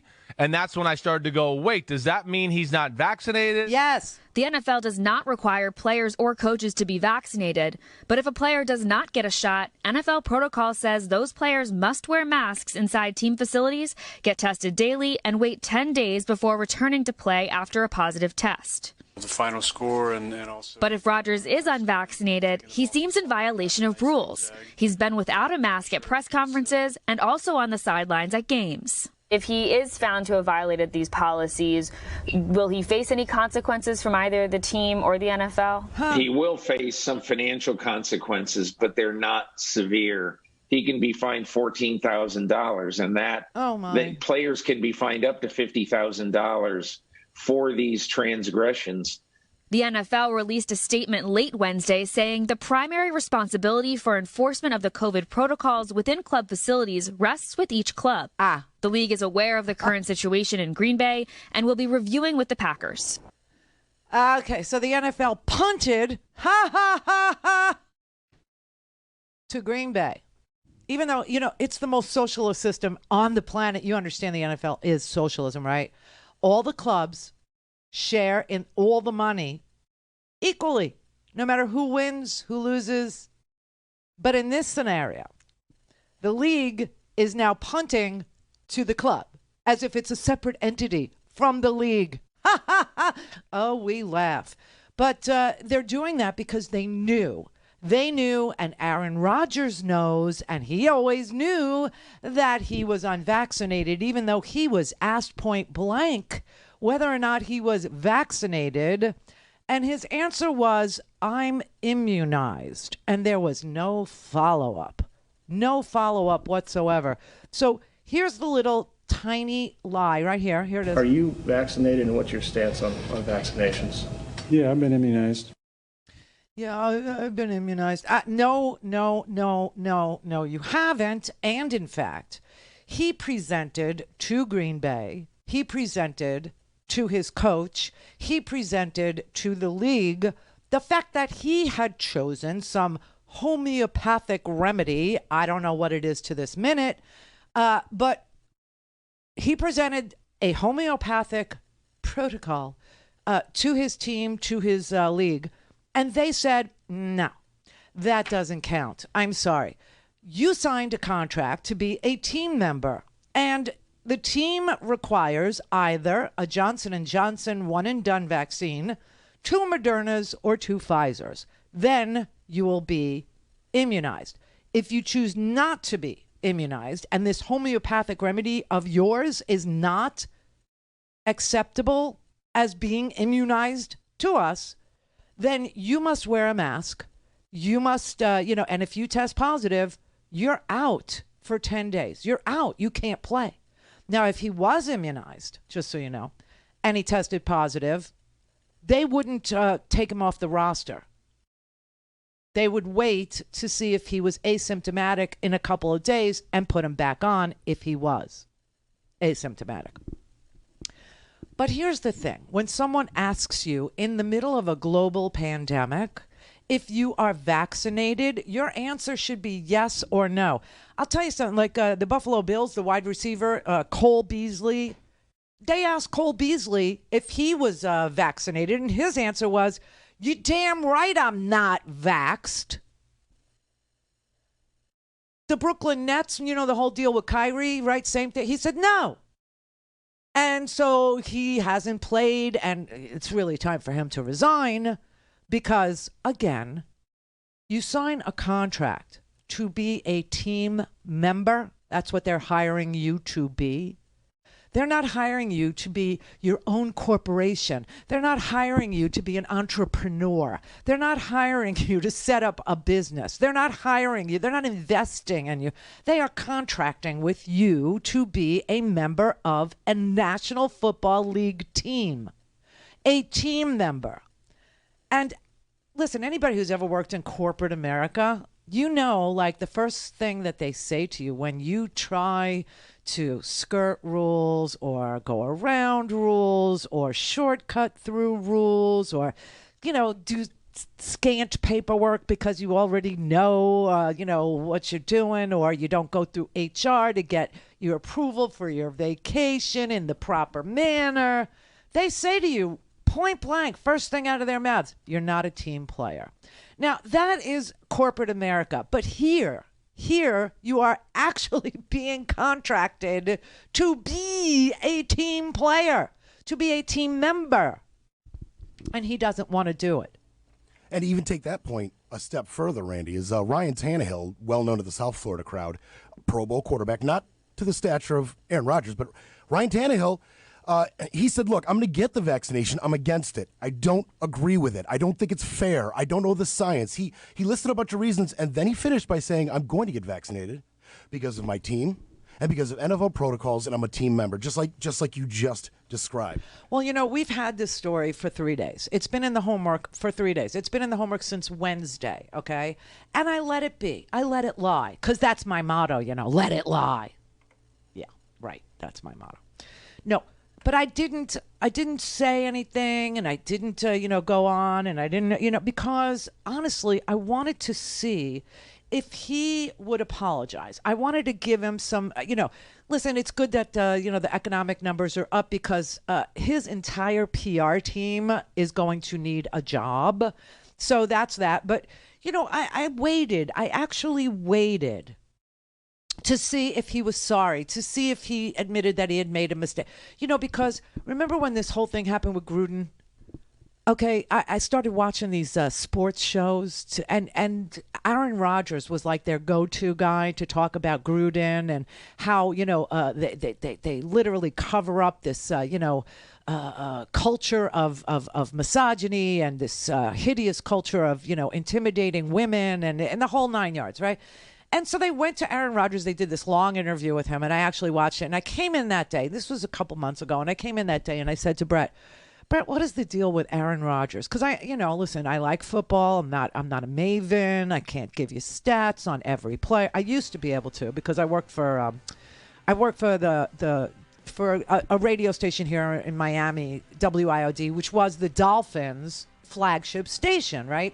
And I work with a bunch of degenerate sports jocks, and Mad Dog Mandich and Jeff DeForest and degenerate Hank Goldberg, who I replaced because he walked into the program director's office one day and told him to go F himself. And he said, no, go you F yourself. And he called me, and the rest is my broadcast history. My career started because degenerate gambler Hank Goldberg told Boy Gary to go F himself.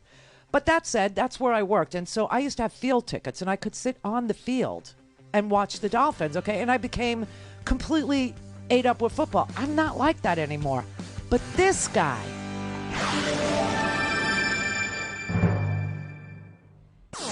All things Randy at RandyRhodes.com. Go for launch. Speaking truth to power, the Randi Rhodes Show. There's a lot of conversation around the league, and a lot of guys who have made statements and have made statements, owners who made statements. There's guys on the team that haven't been vaccinated. I think it's a personal decision. I'm not going to judge those guys.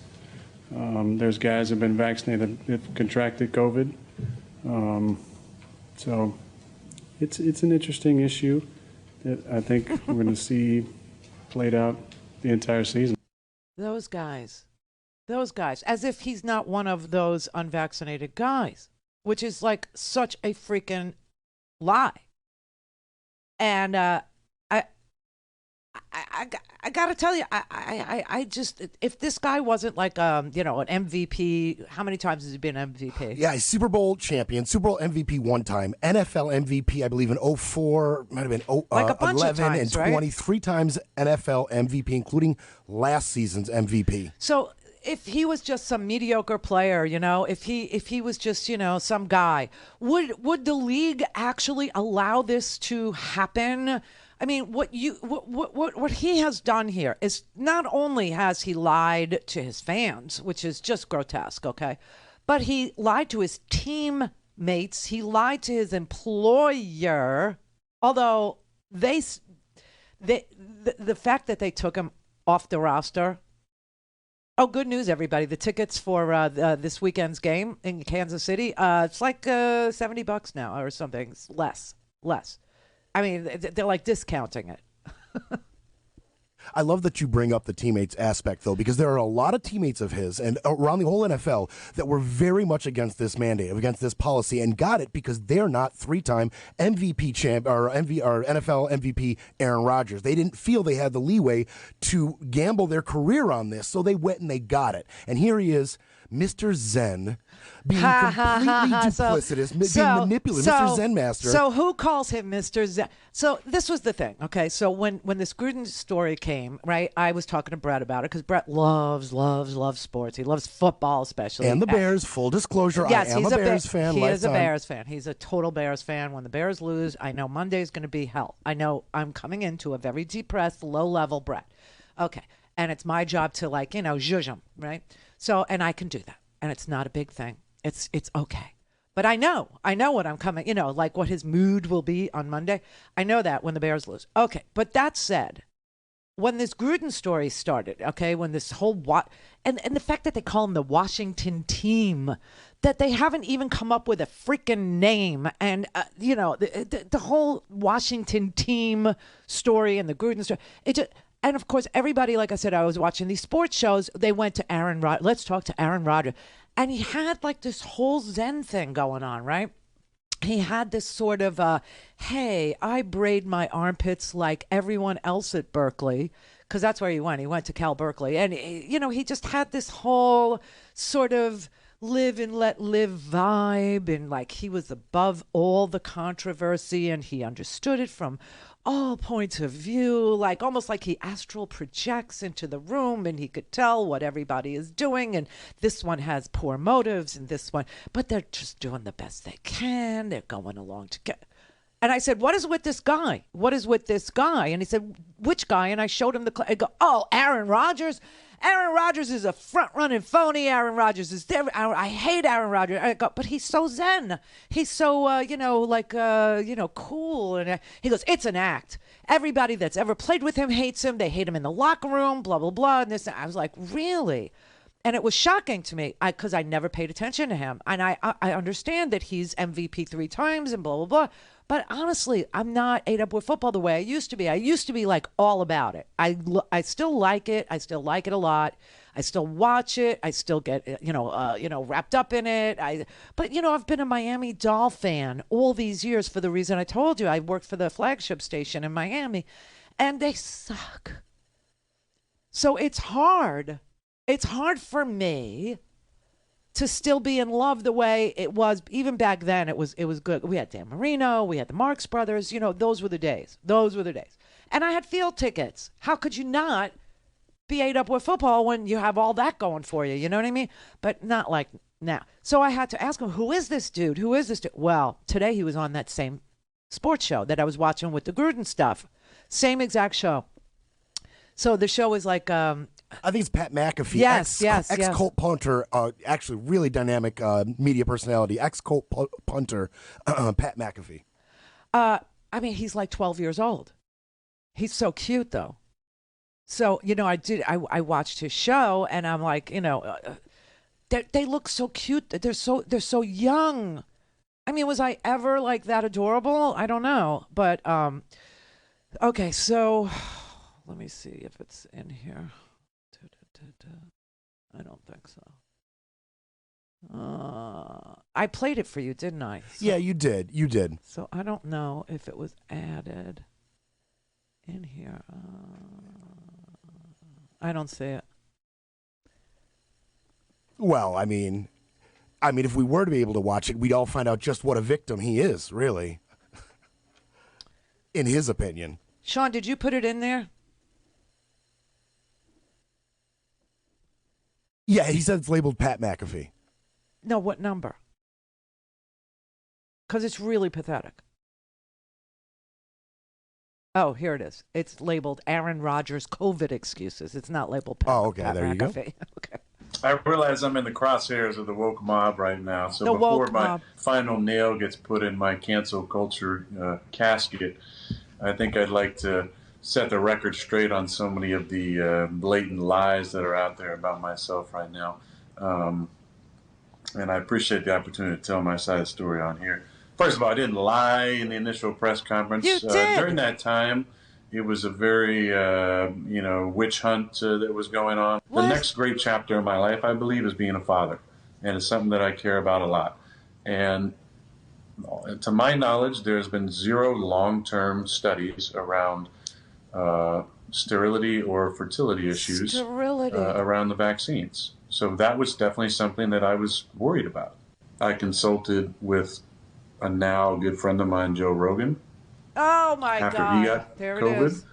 And I've been doing a lot of the stuff that he recommended in his podcasts and, on the phone to me. And I'm going to have the best immunity possible now. The great MLK said that you have a moral obligation to object to unjust rules and rules that make no sense. In my opinion, it makes no sense for me. I test every single day. You signed a contract to be a team member. A contract. This has nothing to do with segregation or segregated bus seats or Rosa Parks. This is a contract you signed to be a team member. And the reason why the rules are in place is not only to protect you, but to protect your team members and their families. And since when? So now we know who Nicki Minaj's cousin's friend is. It's Aaron Rodgers. He's worried about sterility? Make a deposit in the sperm bank and then get the shot. What the F, man?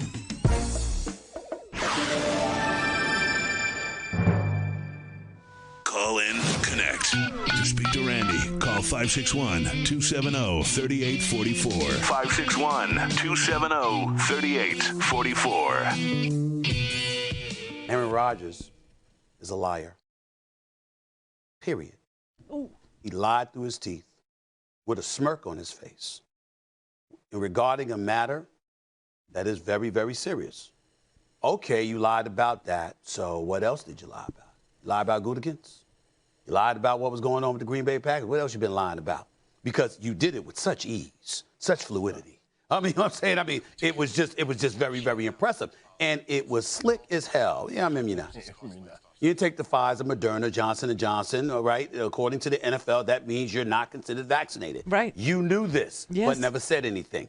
The Packers are culpable, too. Yes. Because they knew it. Yes, they did. And you were still addressing the media without wearing a mask. You weren't following NFL protocols. I heard somebody on the radio, I think, talking about Carson Wentz. Carson Wentz is not vaccinated. We all know this. He's got a mask when he's on the sidelines. He's got a mask when he goes on the field. And he's greeting other players. He's got a mask when he's addressing the media, etc. So Carson Wentz was following protocol. Mm-hmm. As a football player, understanding NFL guidelines, but recognizing the fact that he didn't want to get vaccinated. So as a result, this is what he did. Aaron Rodgers wanted the best of both worlds. He didn't want to follow the protocol. Right. But at the same time, he didn't tell everybody that he was required to follow the protocol because he gave the impression that he was vaccinated. Sure did. I don't like sitting here and saying that. I love me some Aaron Rodgers. Everybody knows that. I religiously and continuously throughout the years, Molly, you can attest to this, has come to this man's defense time and time and time again. But you lied, and you were slick with it. Yeah, so that's Stephen A. Smith. I mean, he is an Aaron Rodgers defender. He has been. This is like in your face, and you know, it's the culture, right? We want to have a culture war in this here country, right? Everybody's like fighting the culture war. Oh, let's consult Aaron Rodgers on CRT. There you go. He'll solve it, right? Oh, let's talk to Aaron. What's your position on the 1619 Project? Yeah, let's go to him for, truth and clarity on who has,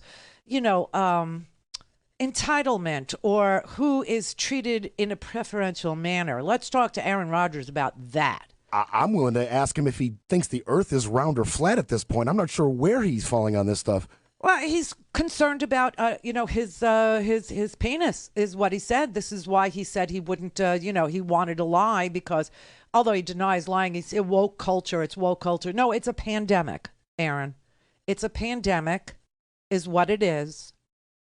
And you signed a contract to be a team member, a large contract. And it doesn't matter if it was for $1, though. When you put your name on a contract that says that you will agree to all the team's rules and regulations, you don't get to invoke Martin Luther King about you're not supposed to follow unjust rules. No, Martin Luther King was saying that you can't live under laws that don't apply to everyone. The NFL rules don't apply to anyone except you and a couple of hundred guys that belong to the NFL who sign contracts to be NFL players. This is so disgusting what he's doing. And I have to tell you, at first I really liked him. I mean, like I said, I was watching that McAfee show and I just thought, oh, he's so zen. He's got such a cool, chill vibe. No, it's an act. It's slick. It's too cute by half. It's getting over. It's covering up for being a cheat and a liar. But you see, look, when you have a guy who can wrap himself up in a fleece vest or wrap himself up in an Aaron Rodgers, Cal Berkeley Zen vibe, then you can have that guy be acceptable to suburban women, even though that guy puts your children in harm's way. That is really disgusting. And that's what they learned in the Republican Party. That's what they've learned. That's what Aaron Rodgers learned. That's what this Youngkin, Glenn Youngkin, you want to hear a little story also about him? These are all the stories that nobody else reports, like the Sweeney thing in New Jersey. Nobody reported that, whatever. Okay, so Glenn Youngkin's son is 17 years old. He tried to vote for his dad. He literally tried to vote for his dad. He showed up at the polling place and tried to get over and tried to vote. Now, no crime was committed because he was prevented from voting, but he did try to illegally, fraudulently vote. They think that if you wrap it all up in a nice fleece vest, or if you wrap it all up in a nice, Zen type vibe, or in a white, kind of a mealy mouth guy, sort of a low talker, then it will sell in Peoria. And that is the big warning. That is the big red flag. That is the big bright light that should set everyone's hair on fire. And he's playing that game. He is playing that, but I'm just a humble guy who believes in live and let live. And I was just worried about my future as a father is very important to me. Well, then make a deposit into a sperm bank if you don't feel like there's been enough study on this fact that the vaccine has nothing to do with fertility issues. Nothing. Zero. Goose egg, donut, squat, nothing, nada. I just want to add on to this Zen persona. This is a guy who's estranged from both his parents. His brother has been vocal about what type of person he is. He's had a number of... What has his brother said? just unsavory things. I don't have a whole lot of the unsavory, unfavorable depiction of his own brother, and he is estranged, doesn't talk to his mother and father. And, Jordy Nelson and Greg Jennings were his two favorite targets over his career. Both have come out vocally in one way or another, not too crazy, but, he cost us this with his attitude, selfish, manipulative, things that have been said about him from people who were closest to him. But he's so chill. You know what? This is like Paul Gosar's family, too. You understand that? Paul Gosar's family, I think it comes from like 9. There's like 9 of them, brothers and sisters. They all tried to get on television. They all made an ad. They made a commercial saying, there's something wrong with our brother. Our brother is a white supremacist. Our brother is a hater. Our brother is deranged. Our brother is a lunatic, fringy guy. Do not allow... This is the same damn thing. And if you look at Gosar, he looks harmless. He looks like a dim-witted white guy with, like no personality at all. And these guys are so freaking, they're into subterfuge. Getting their way, using their entitled positions to do whatever the hell they want, no matter what they agree to. Whether they swore an oath to the Constitution or signed an NFL contract for multiple millions of dollars saying, I will be a team member. Well, he's not a team member now because he can't even play. He can't play. Same thing with the Kiri guy from the Brooklyn Nets, okay? Can't play. I don't know where these guys get their nerve. I don't know where they get the idea that they can agree, sign their names, take an oath, and then do the exact opposite and just say, it's the woke culture. This was a witch hunt. You got COVID, you schmuck. And you took your medical advice from Joe Rogan, who also got COVID. This is the Randi Rhodes Show. To speak with Randi, dial 561-270-3844. That's 561-270-3844. There's so many layers to this, and as was just said, the NFL has a lot to answer to, and they have one chance to get this right. What does getting this right mean? It means admitting that they made a horrible mistake. This is not just some person on the street. This is a superstar football player who's looked up to and admired by many Americans, including many children in America. He lied to the public, and he, even worse than that, ascribed to some absolutely nonsense of a homeopathic treatment, meaning a non-traditional, non-proven treatment for a disease that's killed 750,000 Americans to date. It's inexcusable, and I don't see how he should be allowed to continue playing the NFL, but that is just my opinion. The fact is he needs to disavow what he did, and he needs to become a spokesperson to encourage Americans to do the most important thing they could possibly do to tamp down COVID, which is to get vaccinated. And by the way, Chris, this is not a matter of a personal decision. It's not like, you can't decide, I think I'm just going to get drunk and go for a drive in my car. You can't take risk to yourself that is translated to other people around you. Just absolutely unacceptable, Chris. I mean, that's why we had drunk driving laws, because you get in a car, do what you want to yourself, but you're going to kill other people, and we don't know who might have been exposed. I mean, besides that, he is a team member. He is a team member. His job is throw ball far. That is his job. I swear to God, I cannot believe this man is like making his own medicines and that they're taking advice from podcasters. I'm a podcaster. I'm not going to give you any medical advice that doesn't come straight from the CDC or the FDA. And then I'm just going to repeat what the CDC and the FDA actually voted for and why. I don't make this crap up the way they do. Oh, I'm going to put a salve on it. I'll put a little Vaseline and I'll put it up my rectum and then I'm protected from a virus. I'll drink, some iodine is what I'll do. And I'll have immunity. I mean, this is ridiculous. Your job is throw ball far, connect with receiver man, throw ball to him. Watch him run.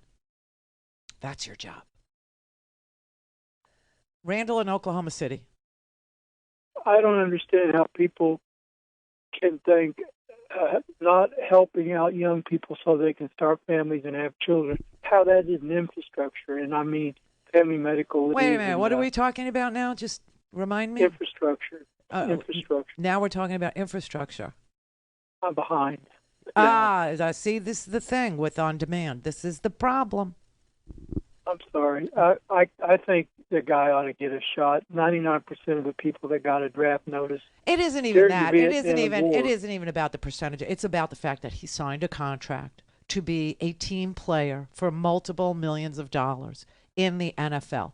The NFL designed protocols so that they could play games. They could play games. That is what they do.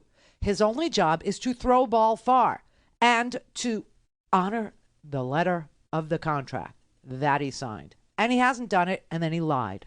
And it seems like in NFL culture, and we're supposed to like it because he was all pro Colin Kaepernick kneeling. Now look at what happened to Colin Kaepernick. Look at what happened to him. He didn't even violate any rule. He knelt to draw attention to the Ahmaud Arbery's of the world. Now, I thought Aaron Rodgers, was somewhat decent in his humanity because he supported Kaepernick. But apparently, he's all into woke culture, and it's a witch hunt, and they're canceling me, and it's like, I did a homeopathic, and I was worried about my sperm, and MLK. What? In that clip you played coming back, it was mentioned that if he would just do a 180 on this, say I was wrong. Yes. I was wrong. Yes. I talked about homeopathic. That's why I gave it. And it didn't work. You know that I've been talking to you about this since Wednesday. To you, Brett, because you love football, and I talk football, with you because I want to love what you love. But honestly, no, you know that I've had this story since Wednesday. And if you go check my homework, you'll see it's been in the homework since Wednesday, Thursday. Today is Friday.